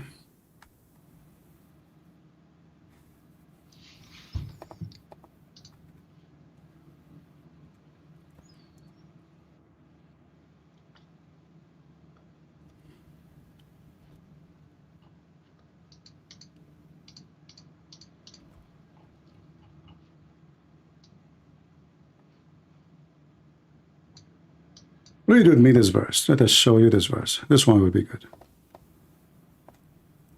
By the way, did you pay me anything to talk to me? No. No, I'm just asking, you know, in case. No. All right. I What do you only see think? the What do you Arabic, think about a person claim he is serving God, but he will not talk to you unless you pay him? Would be really weird. What if I say now to people who are listening to me, listen, if you want to go to heaven, pay me. What do you think about that? Ridiculous. Well, this is what your prophet did. Chapter 9, verse 103. Take sadaqah, alms from their wealth. 103. Higher, yeah, think so. Okay. So when you take sadaqah from them, you give it to Muhammad. Okay. Is that so, by the way? Huh? Directly to him? Like, I thought it in general, like it's just a central place, and then it gets given to the poor people. Muhammad is a man, you know, there's no state yet, you know, there's no state. He's just a man like me here, you know. I'm talking, he's trying to collect believers. And then there's some they accept, there's some they don't believe, but he's saying to them clearly, you know, if you pay me, that will purify you. So do you believe if somebody gave money to someone claimed to be a prophet, that is a reason to purify you, which means it will delete your sin? No, but I thought in general with most religions, it's just you give alms or sadaqah in this case, and that is a good thing. Well, if Like, this then is if this is what is meant, then that will not purify you, because simply if you give, that will not purify you, and the forgiving sin is not by donation. If somebody donate to me, his sin is not forgiven. What does it have to do but with it's a forgiving? good deed. It's a good deed. There's I mean. nothing called good deed. That's not a good deed. Why is it a good deed? Because simply, if you are being a good man, Yeah. so how you are going not to do good deed anyway? So when the Lord, he says, from their fruit you shall know them. Yeah, from the So Bible. Right? it's not a deed, it is how you know the good tree from the bad tree. So if this is a good deed, well, you give it to the poor, not to Muhammad. Yeah, but this okay. I see what you mean, but this sentence in particular, No it's just problem. about Let us go to the different one. I will show you this no, one. but just I want to know. I want to understand. Like for example, like they say, okay, take the alms from their wealth. But then what happens is like, okay, they take the alms and then they give it to the poor people. So yeah, I don't see the particular problem with that aspect. It's not. It doesn't say it has to go directly to the prophet. Like nowadays, of course. Who is the one? Who is the one will go? To him the money. Muhammad, he have 13 wives. What his job to pay for 13 houses? And all of them, they have slaves and servants. Who of us can open 13 houses, 13 women, 13 meal a day, extra 3, and then in the top of that to close them, food, or whatever cost of a house. How many? Not by the alms, not by the sadaqah. What is the job least, of Muhammad then? What he do? Okay, but I think like he especially throughout the later parts of his life, I thought he earned quite a lot of money as well as he prophesied. I thought that. Okay, so Not by the sadaqah. if you are a prophet, the purpose of anything, there's a purpose, right? If I give money, there's a purpose, right? Yeah, of course. Okay, so does it say there that the money they will pay is made or paid to purify them, or because it's a good deed? The money that's being given is made to purify them, or is because it's a good deed? You say that? Okay, if it's a good deed, then that's not enough to purify you. Because purifying you mean erase your sin. Yeah. Okay, so if I pay Muhammad, my sin is erased, correct?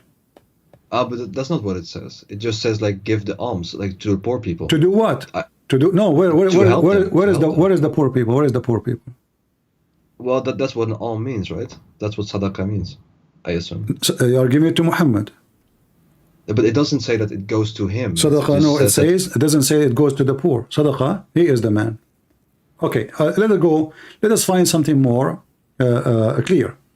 Maybe this one for you is not enough.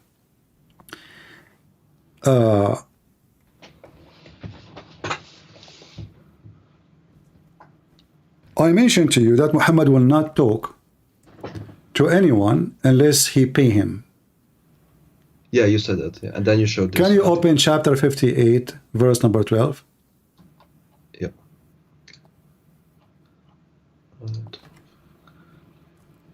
Do you want me to read it Go ahead. out loud? Okay. O believers, when you consult the messenger privately, give something in charity before your consultation. That is better and purer for you. But if you lack the means, then Allah is truly all-forgiving, most merciful. What is this? Okay. Why, if somebody want to talk to Muhammad, you have to pay Muhammad? Okay, I see what you mean. The only counter I can give, and like I don't want to just attack in that case, but the only counter is maybe that he says, okay, you get the consultation, which is great, of course, but then just do another good deed by giving charity to poor people. Maybe No, you that's a see, combination. focus with me. This consultation is the reason to pay. Is that correct? Yeah. Okay. Yeah. So, but shouldn't people give anyway? I mean, what is the connection? Before you talk to the prophet, you better give something. It does say in charity. It's charity to Muhammad. You see, you are focusing behind charity. It's charity for sure. I mean, you know, I pay the prophet, but charity should not be have for return. If I give a charity and I receive return, so if I go to the doctor and then I pay the doctor in order to speak to the doctor, how in the world that is a charity? It's not, no. Okay, so Muhammad now is a prophet, and in order to speak to the prophet, I have to pay the prophet, and then he said this is charity. He's just covering the you know, his love to money.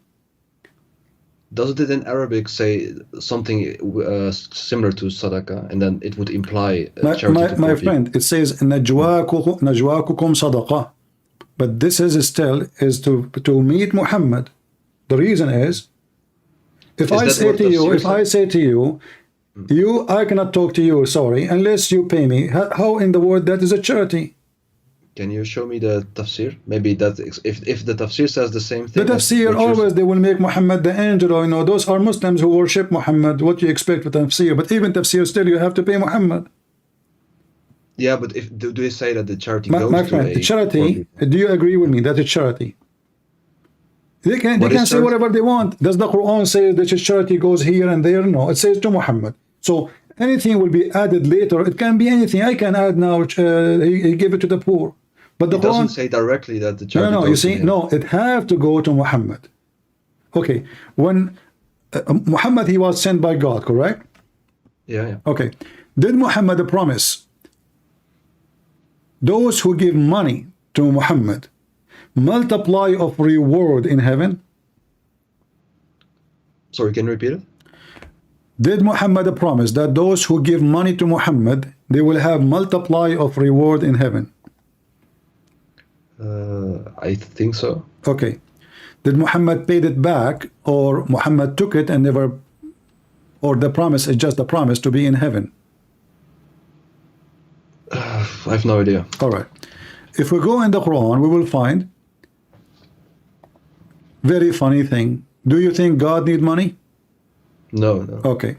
Who is that he will lend Allah a goodly loan so that Noah. he may multiply it to him many times? Do you know what chapter and verse? Chapter 2, verse number 245. Okay. 245. So that he may multiply it. Goodly loan. You know, there's a goodly loan and bad loan. No, but maybe there's meant something else instead of this literal thing. Like that's Loan why is a I have loan. no idea, but it doesn't So make what sense. is the if it's purpose literal. of this loan, and why Allah will multiply to you your loan? Maybe it's something different than a loan that what we know in the financial No, world. it's about money. You can open the interpretation, no problem. Anything I say to you, by the way, take your time and it's money. It's money. Who is the one who will lend Allah a goodly loan? Can't Allah support Muhammad with all the gold and the silver in the world? If he wanted to, yeah, So he could. why he could supply it. Allah begging for money? Yeah, but that's an interpretation. I know what you like. It Not it does interpretation. look It like says this. that. I mean, what interpretation? I'm reading in Arabic, in English, whatever you want. من ذا الذي يقرض الله قرضا حسنا فيضاعفه. Do you Muslims believe that interest is haram? Yeah, it is. But isn't it this is interest? Yeah, but if it's the similar loan as we know it in the financial world, then yeah. It's money. It's money. It's not anything else. It's money. It's just money. Yeah. So what I mean to say, like, can we open tafsir for this ayat? Okay, we will go to the tafsir, chapter 2, verse number 245. All right.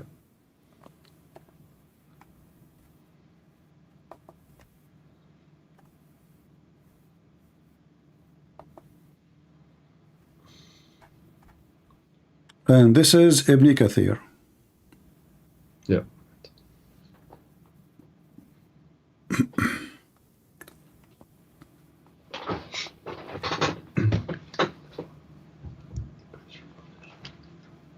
Here we go. This is Ibn Kathir. Yeah.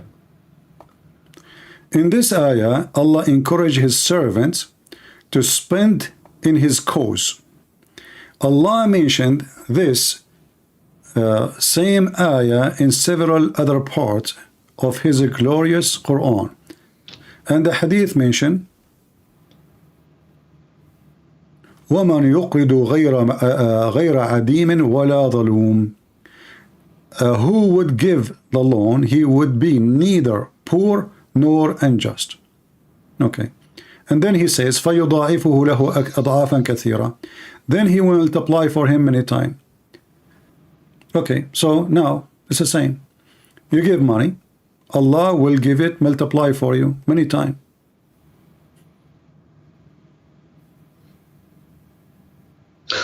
I don't know what to say, man. I don't know what to say. What Allah will do with the money?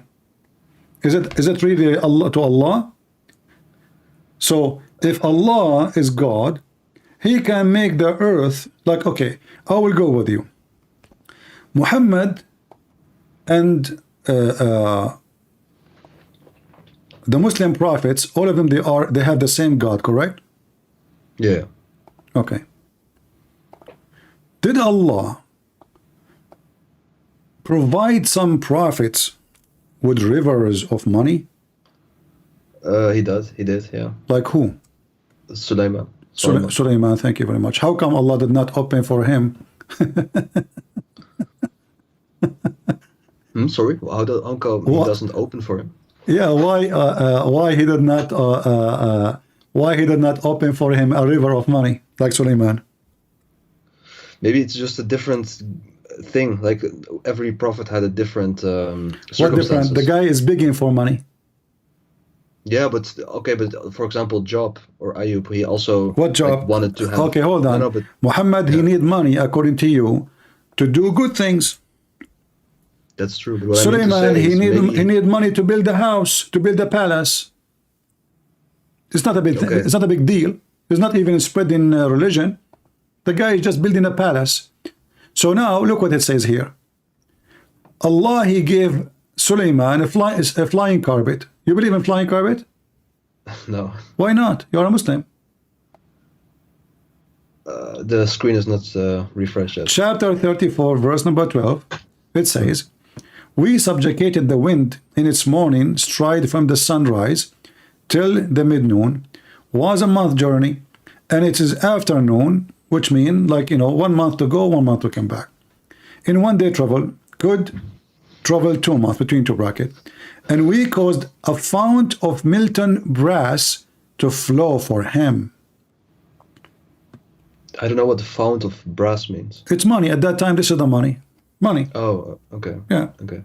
People, they make money from, depend in the time. Sometimes they use gold, sometimes they use etc. So Allah, He made for him, the money come from the ground. And He subjugated the jinn. All of this to do what? To build a palace. Okay. Okay. So now, Muhammad is going to spread Islam and he is begging people for money. Sulaiman is going to build a villa. And Allah gave him everything he wants, even genie. But there are two things to it. Like the first thing is, like you said, okay, in that ayat, people give the charity, and you say, okay, it goes directly to him, which is not directly what the ayat said. Okay. But I can understand. I want to ask you, when Muhammad, okay, when Muhammad died, how much money Fatima? We are changing, we are a bit jumping. No, we quickly. are not. Because if Muhammad is not taking money to his pocket, then Muhammad should not be able to give cities and towns as gifts, or his daughter, she will inherit. For her daughter too? Did his daughter, she asked for the whole city, including the slaves, including the trees, the land, including the people owned by her? I'm not familiar with this. No. Okay. Let's see.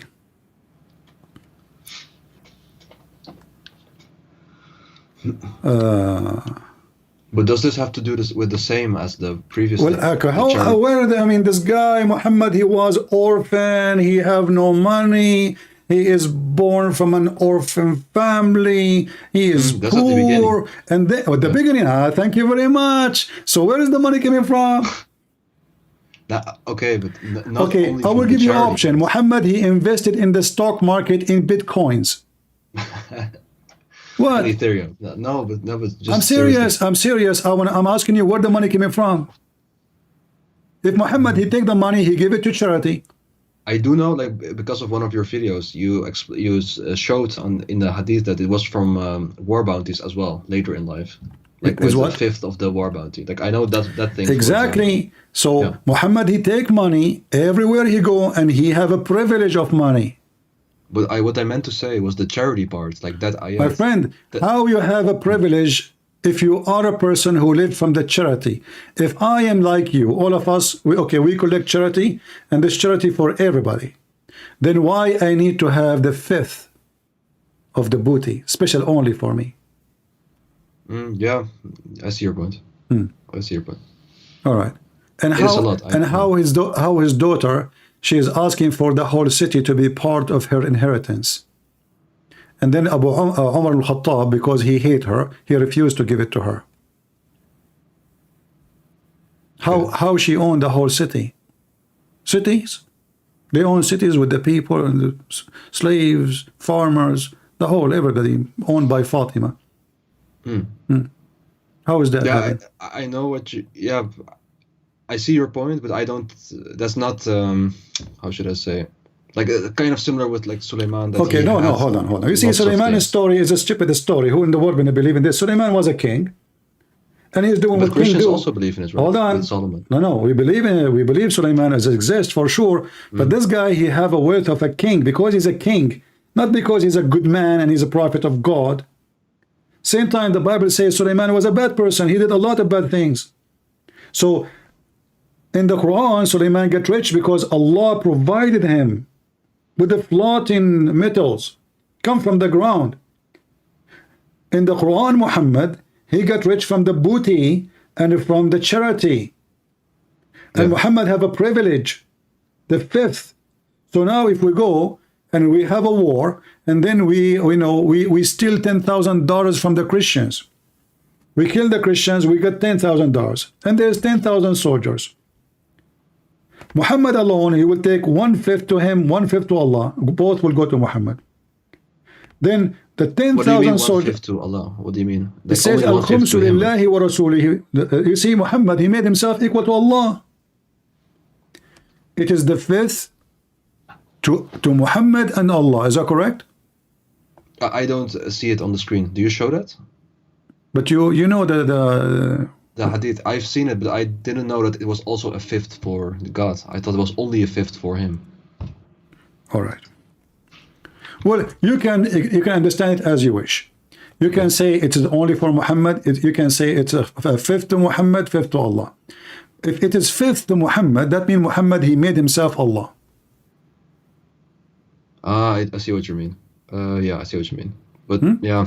Okay. Okay. Read carefully here. This is a Muslim translation. And you know that whatever of war booty you may gain, verily 1/5 of it is assigned to Allah and to the messenger. Do Allah need fifth of the booty? No, the only thing what I could say is that, okay. Okay, who is the one who will take the fifth of Allah?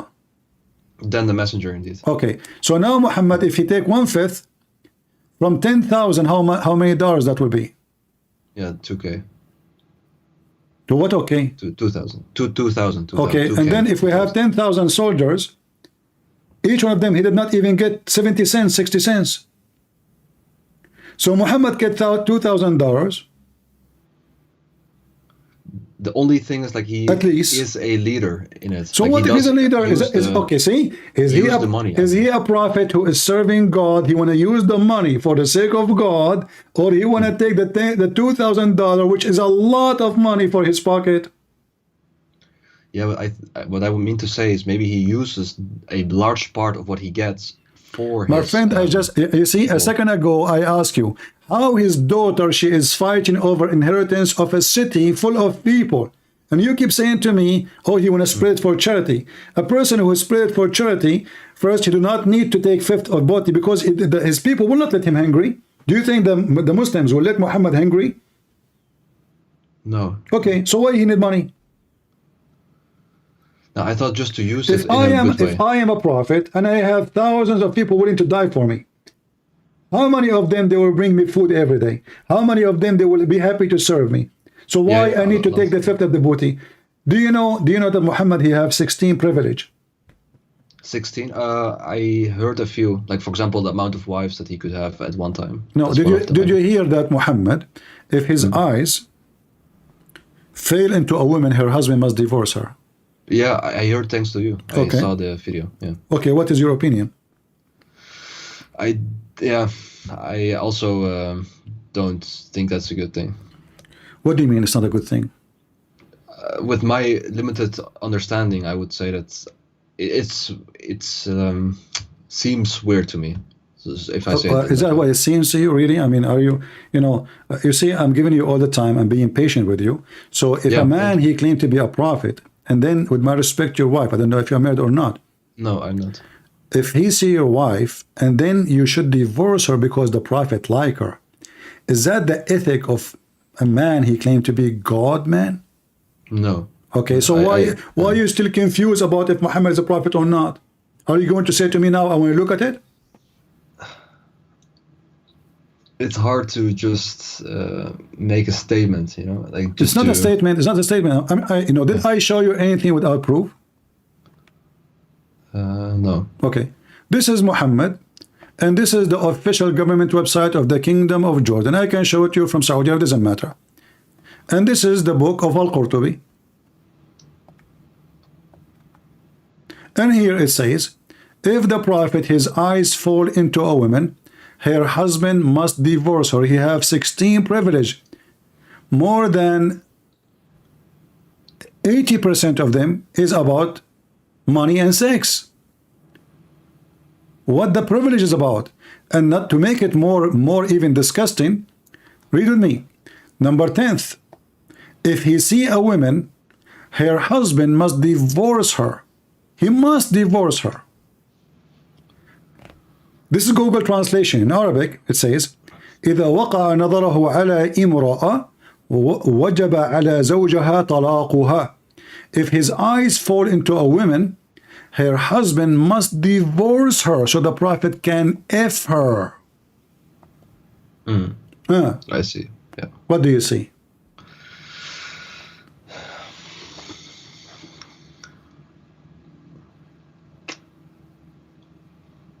It looks wrong from the first glance. It's look wrong. All this is very disgusting. Obviously, this is a fraud. All cult leaders, they share the same thing. They want your money. They want sex. They want control and power and politics. All of them the same. The first thing you will see in a men who claim to be men of God, I'm not a priest. I don't claim to be anything. The first thing you will see them doing, they will ask women to sleep with them because they have a privilege. They want your money. They have privilege of money, the booty, the fifth of the booty. He made himself equal to Allah. And now a married man, we're not talking about a woman, the prophet like her from the believer. He said, hey, come to my bed. No. If his eyes fall into a woman, she is married. Isn't it the commandment of Moses not to wish a woman she is not yours? Isn't it this is what adultery is about? Isn't it this is what cheating is about? Isn't it this is what disgusting a man going after a married woman is about? Yeah. Okay. Isn't it Muhammad, he went to his own son's house, Zayd, and he flirted with the wife, and actually this privilege is about that woman? Yeah. I Okay. heard. So Muhammad, he went to his son, and he saw the women alone at home, and he flirted with the wife when the husband is not there. If I come to your house, my friend, with my respect to your family, and because you are my friend, your wife, which you don't have, she opened the door for me. He said, hey, Christian Prince, welcome. My husband, he trusts you. You are his friend. And then after I enter inside your house, I started flirting with your wife. What you will do to me? Yeah. I can better not say it on YouTube. Yeah. Okay. So Yeah. are you willing to kill Muhammad? If you are not willing to say it, I will say it. Are you willing to kill Muhammad if he is the one who come to your house and he did what he did with your wife? Just a question in it, like if you're completely honest, right? Is there something similar that is seen in the Bible? Like, because I really don't know, but is there something Well, a prophet in that the did this? Bible, in the Bible, we have a story, like even mentioned in the Quran, about David. But David was condemned by God, and not only that, God, he made him lose his son. He did not cheat. He did not. He married the women. He sent her husband to go to war, so he died. And then he took the wife from the husband after he died, and he married her. But what God of the Bible did? He caused him misery. He punished him, and that mentioned in the Bible. Here, it's a privilege. There, it's a curse. So in the Bible, when we do something, Bible, it is making like exposing us if we do it. In Islam, the Prophet is a good guy. It's a privilege. In the Bible, it is a sin. It's condemnation. It's not a glory. It is not something he can be proud about. So the Bible condemned the man, and David, he repented to God. Yet God, he caused his son to go to die. So we cannot compare.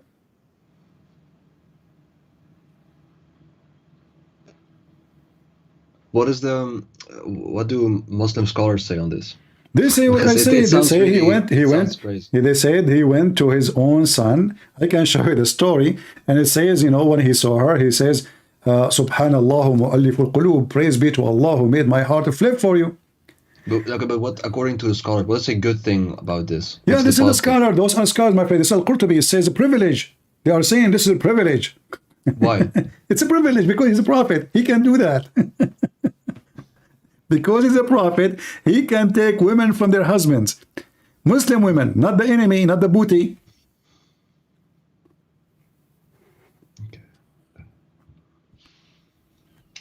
Aren't you going to leave Islam today, my friend? Still you want to say to me, I want to look at it? Mistakes in the Quran, contradiction in the Quran, the sperm coming from the backbone, and the ribs of the women. Who is the crazy man when I say that? I want to ask you, do you know where hail coming from? Hell? Hail. Hell? Where it comes from? Not I hell, mean- not hell, hail. Like the Hail. ice. Oh, just like the snowstorm kind of thing, right? Yeah. mean that? Yeah, the ice, yeah. like the ice rain. Yeah. Where is coming from? It's just what's the English word? From the clouds, so to say. So I don't know how to explain. Like it gets formed in the clouds. I heard that hail is coming from mountains in the sky where Allah, he break it and he throw it at us. Yeah, if you can show me. You know, I show you what? I'm just fabricating a story now. Okay. So what do you think if I say that? Is that like a good thing or? I don't think so. No. So you think it's a bad thing, a stupid thing, a smart thing? Give me a title. Describe me. Do I look stupid for you if I say so? Yeah. Okay, thank you. I appreciate your honesty. I hope now you will not change your mind after 2 seconds. This is what the Quran says. Allah, look at what the Muslim they do to fix it. They say he sent he sent from the sky hail like mountains. When in the Quran it says, "Min as-sama'i min jibalin fiha." He sent down from the sky from mountains in it. From where? From mountains. So the God of Muhammad, he think that there's a flying mountains like the movie Avatar, and he break ice and he send it on us.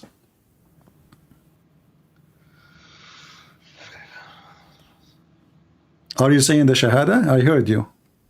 Oh no. I said just in Dutch. Like, let me see. I just said that. Oh, okay. No, not the Shahada. Not. But can you show me the English part? Yeah, I'm sorry though. This is a false translation, by the way. I can show you the interpretation if you want. Yeah, please. Okay. Oh, this is already the interpretation. Oh, no, never mind. No, the Tafsir at-Tabari, what it says there. You can show that. I will show you whatever you want. You will see that the Muslims, you know, through time, they try to change the interpretation. So like if you, because now we know that this is stupid, so what the Muslim they will do, they will change it. They will not say this is what it says. So if we go right now and check, let us see here.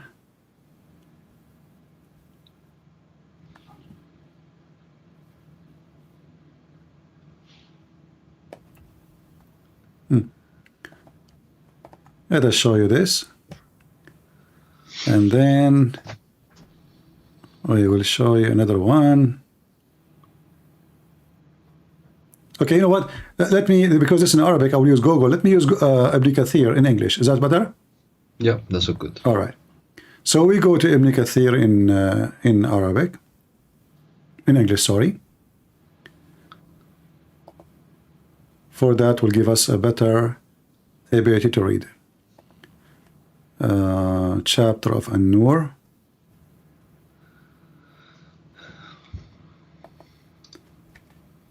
Verse number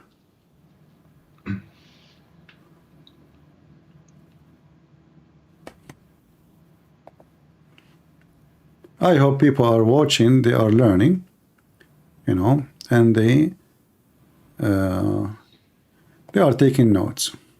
I advise people who they are watching later, you can download the video because, you know, it's full of reference. All right, verse number 43, 44. All right. So read with me what Ibn Kathir is saying.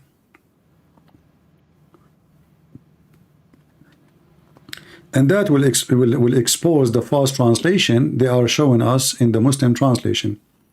وَيُنْزِلُ مِنَ السَّمَاءِ مِنْ جِبَالٍ فِيهَا مِنْ بَرَدٍ. And then he says, means that there are mountains of hail in the sky from which Allah sent down ice. Do you see it? Send down ice? Yeah. And then he say, look what Ibn Kathir is saying, because some they try to fix it. He said, as for those who say mountain here used as a metaphor of a cloud, they think that the second min is also to describe place which is the ice coming, and thus so he's refuting them, you know. But the Arabic is so clear. Allah sent mountains. Allah sent from mountains from heaven. We can go to different interpretation.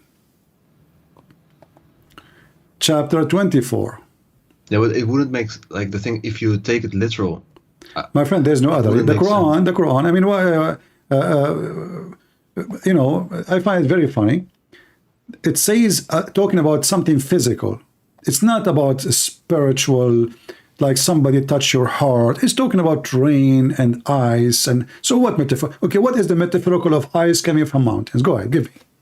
I have no idea, man. Okay, so this is, you know, got me. Okay, so he sent down from the heaven mountain where is hail. Do you see it? Yeah. Let me see.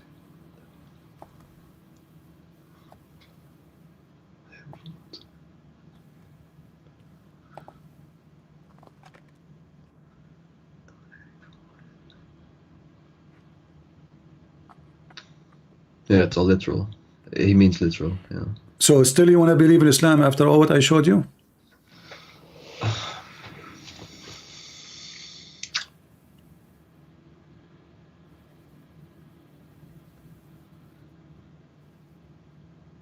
If you say that still you want to believe in Islam after all what I showed you, I will ask Allah to send a mountain of hail in the top of your head.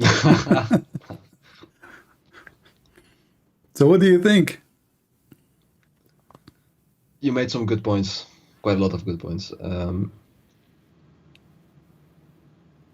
Yeah, it's hard for me to just denounce it right away. It's hard, man. It's hard. It's hard or it's easy. If it's wrong, it's wrong. Hard. Who care about how hard it is?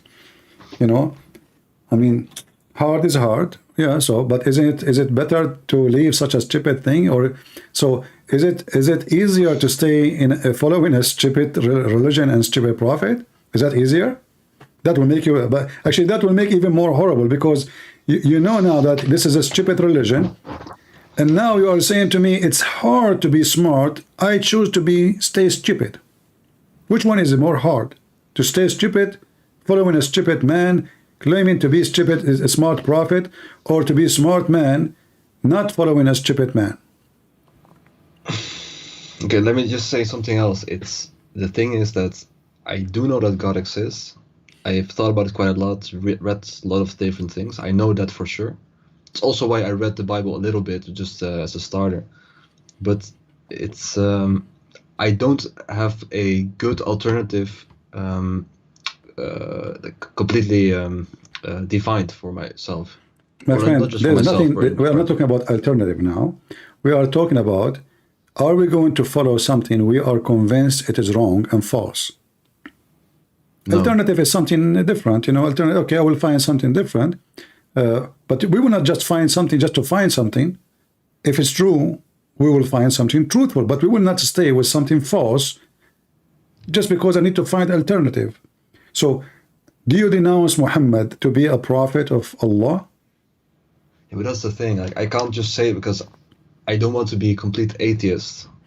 I don't think that's a good Who said thing. you are going to be complete atheist? As if you believe in God, you're not atheist.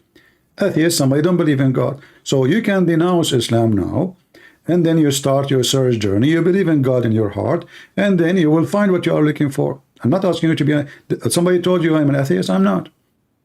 No, I know. I know. Okay, so I did not ask you to become an atheist. I said to you, do you denounce Muhammad as a prophet?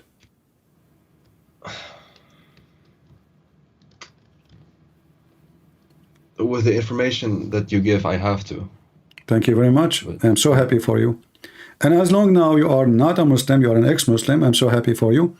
Let me invite you to believe in the Messiah, our Lord and our Savior. I don't want you to be an atheist, and you should not be an atheist.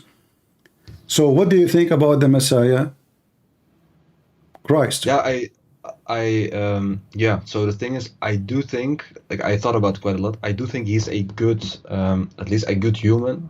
That part, I do think so. Whether he's divine or not, I don't know for sure. There's nobody in this earth who's a good human. I'm not a good human.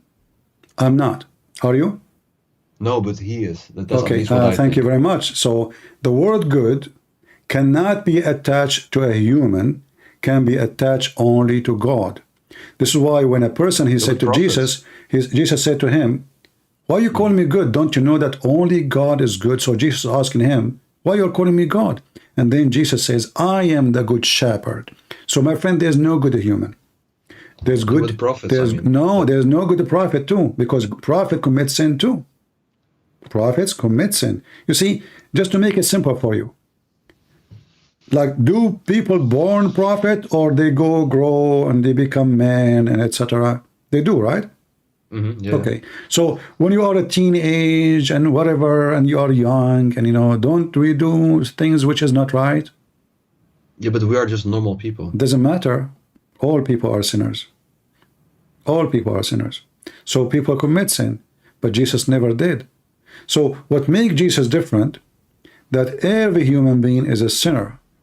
However, God in the flesh is not, for Jesus is the good God. So when we, as a Christian, worship Jesus, we don't worship him only because he can walk in water and he resurrect people from death, for he have no sin. So, because the Lord, he says, from their fruits you shall know them. So, if my fruits is sin, then I'm a sinner. Isn't it obvious? Yeah, but if let's say like you do 99% good deeds and 1% bad It deeds. doesn't matter. One sin is a sin. One sin is a sin. Like I'm not saying perfect, If I'm I saying say, good. okay, no, Jesus is perfect. There's no sin. Perfect. There's no sin. So if I say right to you right now, I have a room. It's perfectly clean, but there is a spot of dirt. Can I say that the room have no dirt? No, you can't. That's it. Same as sin. Every sin we do is a crack in our glass. You cannot say I have no cracks. In the case of Jesus, he has zero sin. So you have Jesus who can raise people from death. You have Jesus who forgives sin. You have Jesus who do all kinds of miracles, unbelievable miracles. You know, for many who are atheists, they can't believe it. And yet, in the top of that, he have the miracle of miracles. It's him. Not only he is born with no father, not only he is still alive, yet he have something nobody have. Zero sin. Which means his nature is a nature of divine, because divine don't do sin. It's against his nature, not because he cannot, but it's against his nature. It's saying, like, can the holy become dirty? No, you cannot. Because simply, not because he cannot, but because it is his nature to be holy. So no dirt can affect him. Like, you know, the Muslim, when they say, you cannot take the Quran to the bathroom. Haram, haram. Okay, why? Yeah. Because, okay, is Allah in the bathroom? They would say no. Okay, who's in the bathroom? Shaitan. Which is very funny and very childish to believe in such a thing. All of us, we knew that if you have a swamp, and the swamp is a very dirty water, and then this swamp is exposed to the sun, slowly, slowly, slowly, the sun will destroy every single bacteria in the swamp, correct? Yeah. So the sun is going inside the water, but yet the sun is not getting dirty. I see. Yeah. That is how Jesus is.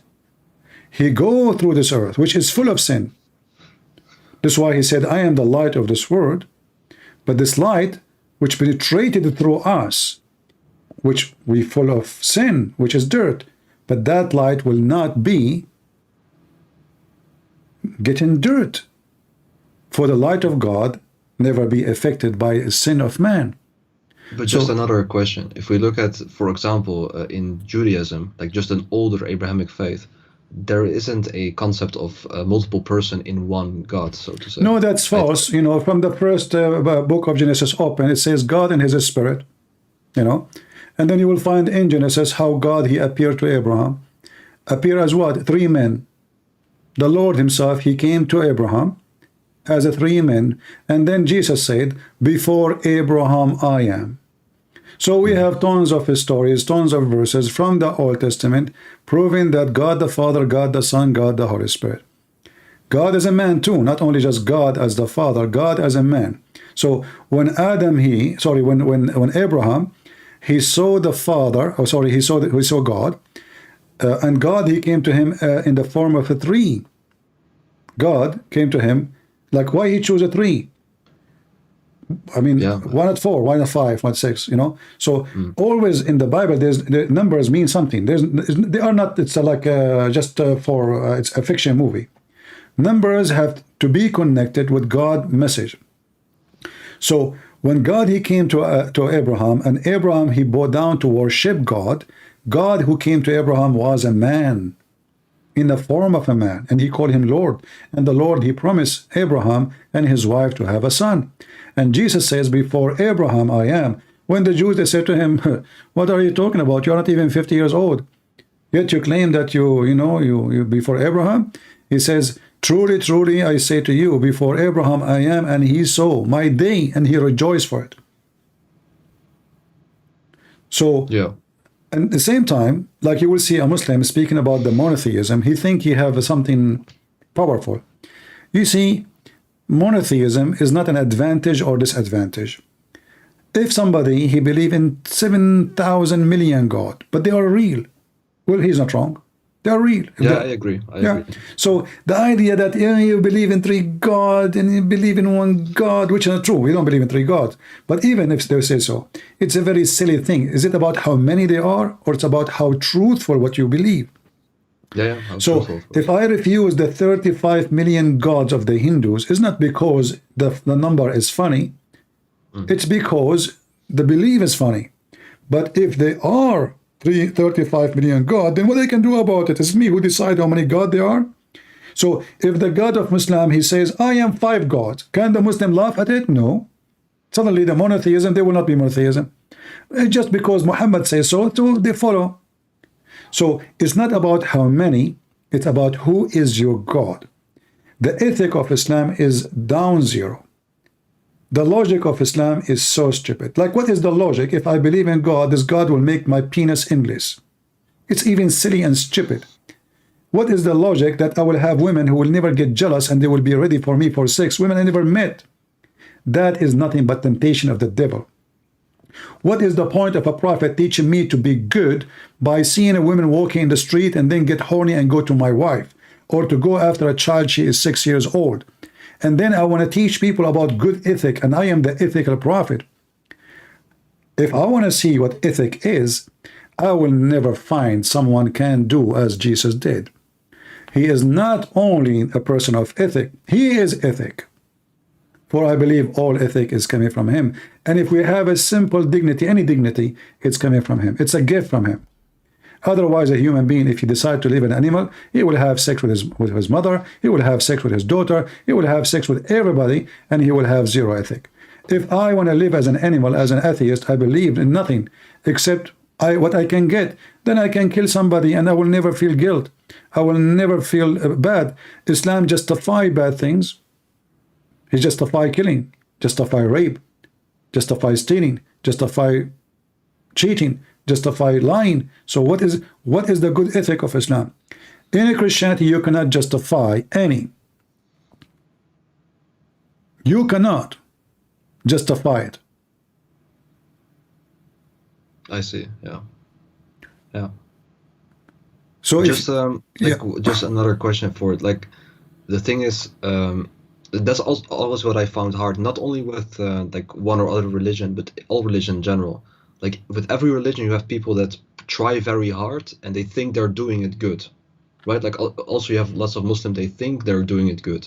They try and they think are on the right path. But I don't understand, like, how does then God not change them to become, for example, a Christian? Well, you see, in order to God don't change you, you change yourself. So when I say, let us say, like now, you left Islam. Is it God who changed you, or you made decision? Maybe both. No, I have to say it's you. I will tell you why. Because God, he is not the one who is going to take you against your will. For if he did, that will not be a free will. Then you have no blessing of what happened to you. So God, he changed man after they believe in him, not before. When they believe, but for example, my dad, for example, like last years he is more practicing Muslim. He tries his best, and I don't even do it like that. I didn't do it like that. So then why is he not, like, how come then I see it from a different perspective? Like, he did better than your I. father, he don't know what he's believing, so he's just doing ritual. So what he do? You think he's doing good? He pray 5 times a day? What does have to do with being good? Well, it's because then he thinks God wants that. Okay, no, but hold on. But your prophet, your dad, he knew that he can lie to his wife, your mother? He knew. Okay. How am I being a good man following the teaching of Allah and I am lying to my wife? How that is a blessing? If he thinks that the religion is good, I mean, from that. So what you are saying, that I fool myself thinking that what I'm doing, which is wrong, is good, and that make me feel I'm doing good, but this is still bad. It doesn't matter what you feel. So if I go and rob a bank, I can justify it. I can say this is not the money of the people. Those are big companies. They own billions. So the people will get their money anyway. I can justify it, but you know and I know that this is nothing but a theft. It's a crime, correct? Yeah. Okay. So if I do follow Allah, doesn't justify me or make me look better. In fact, it look me more guilty, because I am following blindly without checking which God he gave me. Even if you as a Muslim, God gave you. You feel when you kill somebody, when the blood comes from the person, you know it's wrong, it's disgusting, it's ugly, So we have that in our heart. But Islam do its best to kill it. Islam, it killed the human person inside you. Christ resurrect you as a human. Islam killed the humanity. Christ resurrected humanity. There's a huge difference. When those Hamas, they go and kidnap children, 8-month-old, and rape a girl, she is not even 6 years old, and then they bring a woman, she is not even almost 100 years old. All of this for political gain and military gain. Where was the ethic?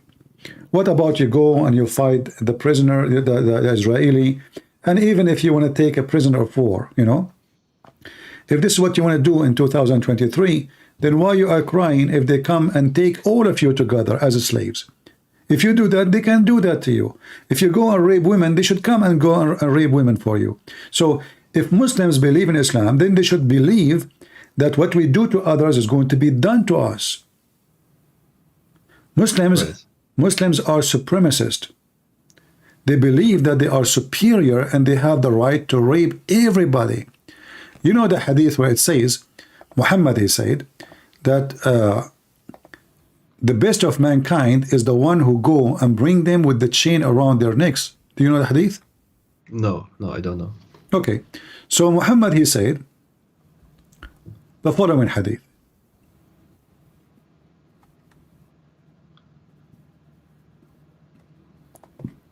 And this is Al-Bukhari.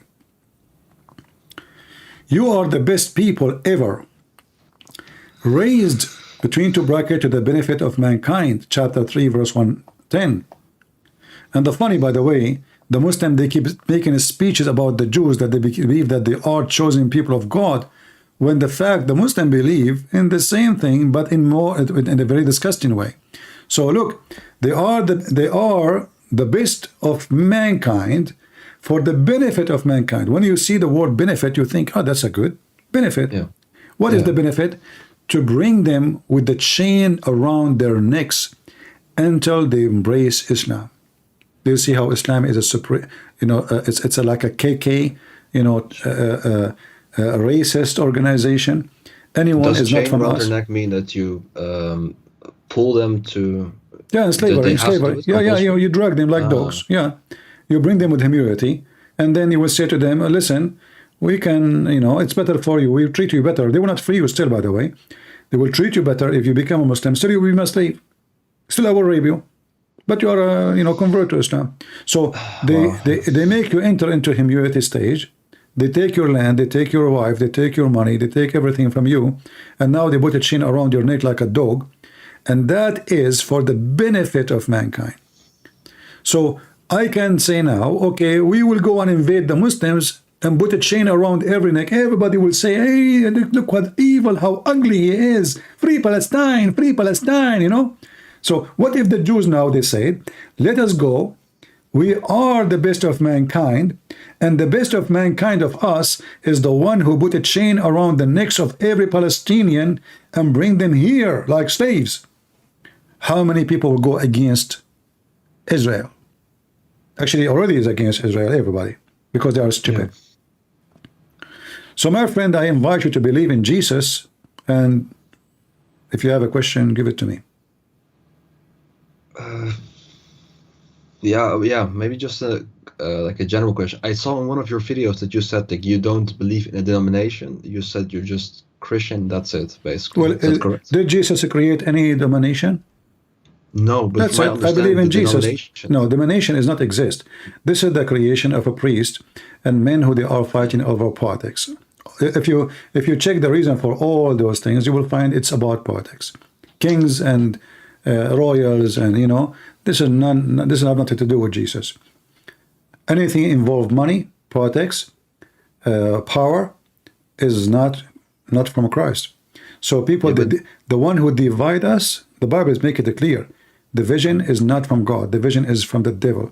So we as a Christians, we believe in Jesus, and Jesus is our Savior, not a sect. We don't believe in sect. Who is going to save us? It's not being Catholic or Protestant or Orthodox. It's being follower of Christ, for he is the Savior. Christian Prince cannot save you. I cannot even save myself. So who's going to save me? Jesus. It's not a bishop. It's not the Pope. It's not a Protestant. It's not Orthodox. Nobody can save you. Save one person. That is the Messiah. This is what Christianity is about. So to be Christian is to follow Jesus, the Christ. Everything created by him and for him. It's not a bishop. It's not a priest. All men are sinners, the Bible says. All Aren't the men. theology is slightly different? Like No, there's theology, slight it's not even important. If you check it out, you will find that they are very silly and they are debating about all things. It's so silly and so stupid. Like, should we say Hail Mary? Who care if you say Hail Mary? Actually, it's in the Bible. The angel, they say to her, blessed are you, Mary. So, they try, that's what the devil try to do. Try to divide us so we will not be united. And the division is about something really silly and stupid. Otherwise, all of those churches agree that the only Savior is the Messiah. Only. The only judge is the Messiah. The only one is coming back is the Messiah. The only one, by him, only the whole world will be saved is the Messiah. So what we are agreeing about, what we don't agree, we agree about the most important thing, which is the Savior. And we disagree about things I believe it is very silly and even very stupid. I see. Do you have general advice for someone who's either embracing Christianity or really close to it? Like to check. Don't follow a sect. Don't follow a sect. Okay. Follow Jesus, my friend. Okay. Don't say I'm a Protestant. Don't say I'm a Catholic. Don't say I'm Orthodox. Say I am a Christian. This is how the Bible calls us. We don't have other name. You follow Christ, you belong to him. You follow a priest, you belong to the priest. I will never follow a priest. Christian Prince is a sinner. Whoever follow me is a fool. Christ is not. The wise man follow Just Christ then. Christ only. Yeah. Because he is the only one has no sin. He is the only one is perfect. Why you want to follow someone? He is not perfect. He do wrong. He confessed his sin. All of the Bible confirm that all of us, we should confess our sin to each other. So if all of us we confess, which means even the disciple of Jesus, they confess their sin to each other. Which means we don't even follow the disciple of Jesus. We follow what God gave them to tell us. We follow what God said to them to tell us. We are not their followers. We have one master, that is the Messiah. And how do you do it with church, for example? Like how do you decide what church you go to or not go to? I say, through my experience, I have thousands and thousands of Muslims who left Islam talking to me. I always say to them, you go to a church, you see where you find yourself comfortable, beautiful, You find that there is a spirit of God in that place, then that is the place. Because if you don't feel, because a church is just a building, and there is people, but there is some, they are fake. There is a priest who is there for money. There is a priest, he is not a man of God. The Bible warns us that there is, be aware of false teachers who will come to you in the clothes of a sheep, but they are wolves. So I cannot tell you which church you go to. You go, and when you find a place where you find peace and love, and you are connected with the Spirit of the Lord, then you are home. It's not about a person by name. It's not about a church as a location, as a geography. It's about where you find your peace and love. And then you will find the Lord. If I go to your house, and your house is so beautiful, villa, big villa, you are king, maybe, you are so rich, but then I found myself stranger. I found myself not comfortable. For some reason, I don't know why. Then this is not my house. And then I go to the house of somebody, he is poor, he have nothing fancy furniture, but I find myself beloved. I found myself welcome. I found myself, I have a family. That is my home. So you will find what you are looking for. The Lord will help you. See, we spoke before about the Lord. You said to me, the Lord changed me. I say to you, the Lord will change you the second you decide to change yourself. So from this point, if you decide to become a Christian, and now you left Islam, the Lord will guide you, and the Lord will be with you, and you will go through different experience, and then you grow in faith. The same as a tree. When you plant the seed is small, start giving small, tiny leaves, and then this is small, tiny leaves. One day they will become big, huge, massive tree. Nobody can take it from the ground, not even a hurricane. So you have to go through the process, which is going to change you from iron to steel, and that will go through a process. It's not something that happen right away. So if you decide to become a Christian, always your refuge is the Messiah, and he will help you. I see. Thank you, man. Thank you. Just one final question that I have. All right. Is just about in general. Like I heard Muslims say that as a critic, but I also read on it, and I'm curious. How do you look at certain like rituals or traditions within Christianity, like for example with Christmas or with Easter, that appear to be from other religions, like for example the Christmas tree in particular? No, this is false. You know, all what they say is just to make you hate the Christmas, because other religion, the Bible itself speak about people who worship trees. Do Christian worship trees? No, they don't. Okay, so what does have to do with our religion? This is false. So if any tradition make children happy, I am not against it. But if tradition making things ugly, like Halloween, it's disgusting. So Christmas, it's have the name of Christ. It's about love and giving and sharing. It's about family. And if those decorations will make children happy more, why not? You know, Jesus want them to be happy. He said, let those little ones come to me. So some who they hate Christmas because they hate Christianity, and they are naive, they think, they fabricate stories like Christmas. Do you know the history of the Christmas? They used to decorate trees. That's false. Those who used to do that, the Bible even speak against them. But we are not worshiping trees, and we have nothing to do with the tree as God. This is just a tradition of a beauty. And like, you know, when you get married, you have pictures. Do you put them in a frame? Yeah. Okay, why you put them in a frame? Yeah, well, I would like it just to, you know, it looks good. So it's, Exactly. That's all. Yeah. It's look good.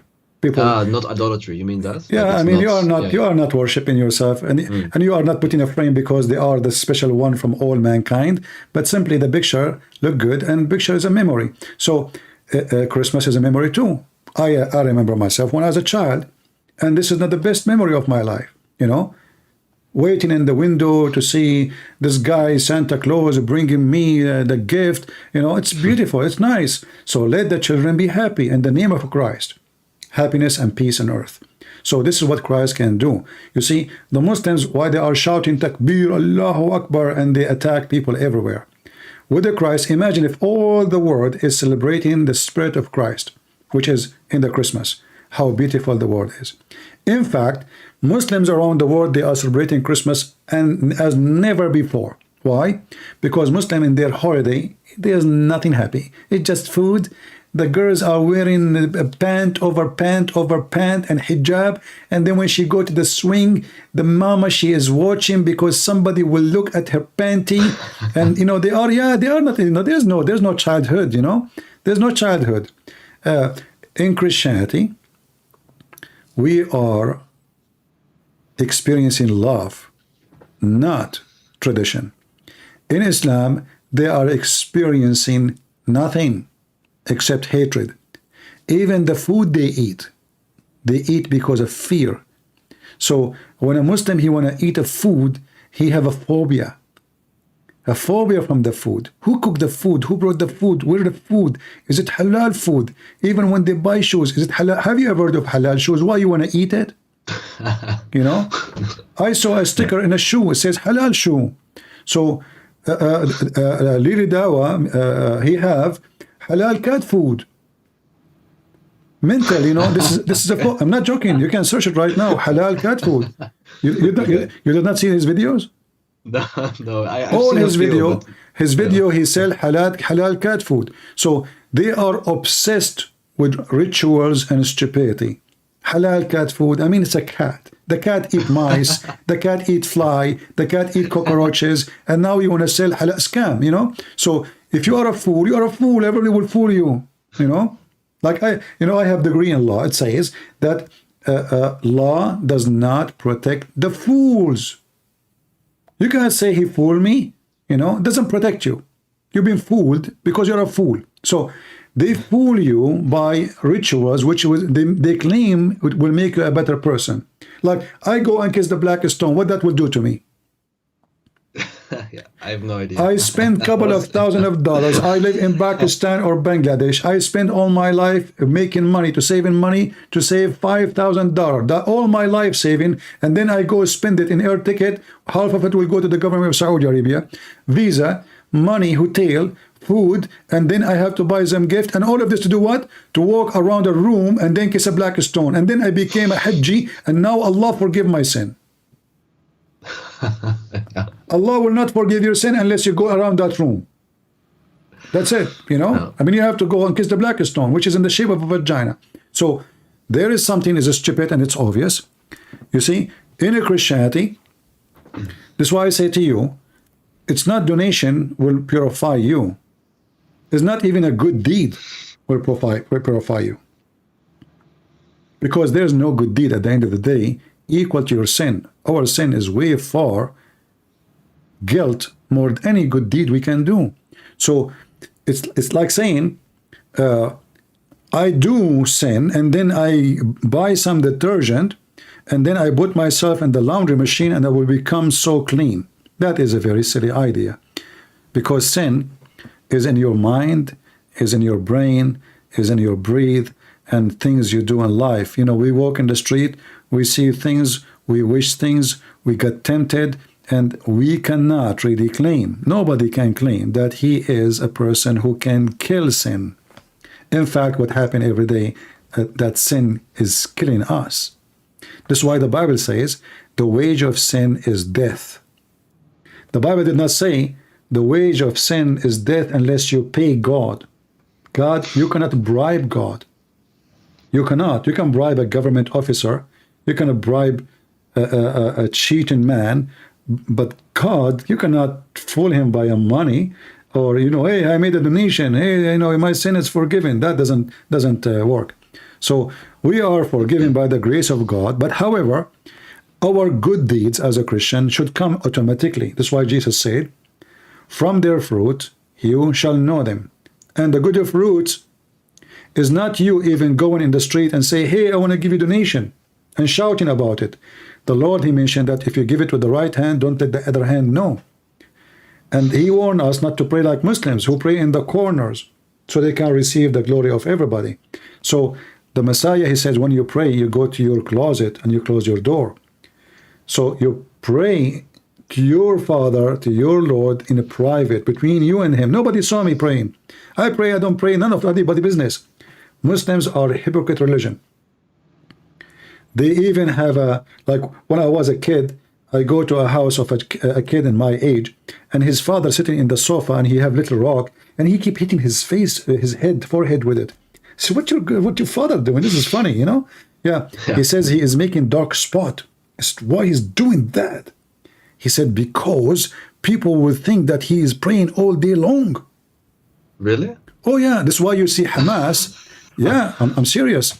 This is why you see Hamas. They have that dark spot in the top of their head, because this is supposedly showing that how many rak'ah, how many bone down. Ah, right. Yeah. I didn't know. Because the Quran says simatahum ala wujuhahum. So you know, it's a hypocrite religion. So now every Muslim who wanna have he want to prove himself that he is, you know, he's a believer. What they do? Let me show you this picture so you can understand what I'm talking about. Yeah. Look at this. I just see it in a few seconds. Satanic. I mean, this is satanic. This is Satan. I mean, what the heck is that?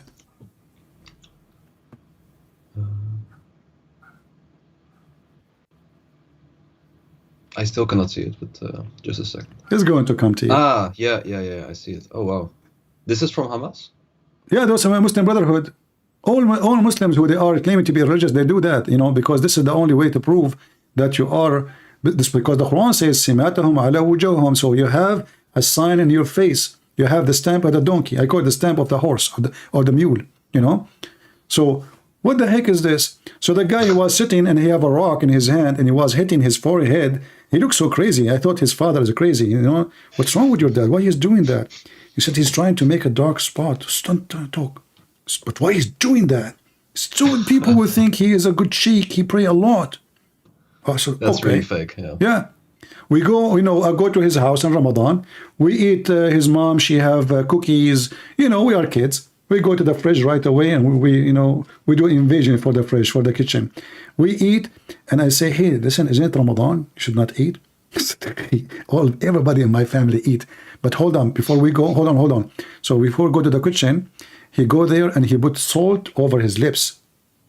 So I was saying to him, what are you doing? You look funny. He don't talk, because if he talk, the salt will drop. So he waited for some time. He keep adding salt on his in his lips.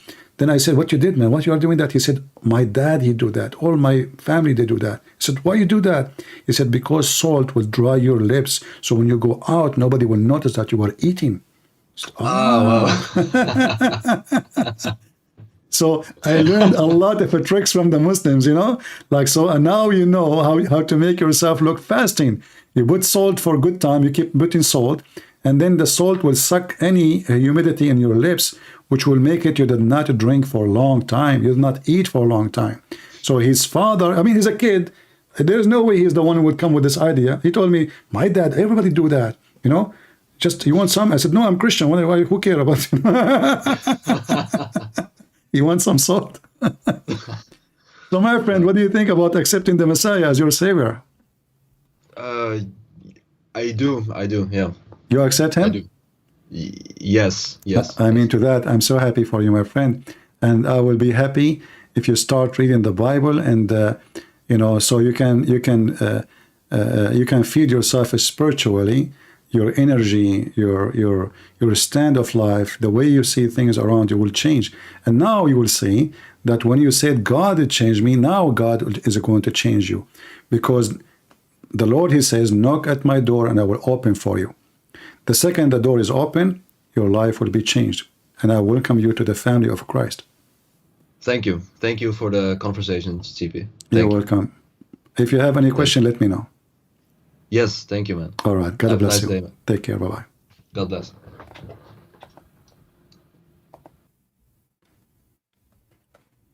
All right.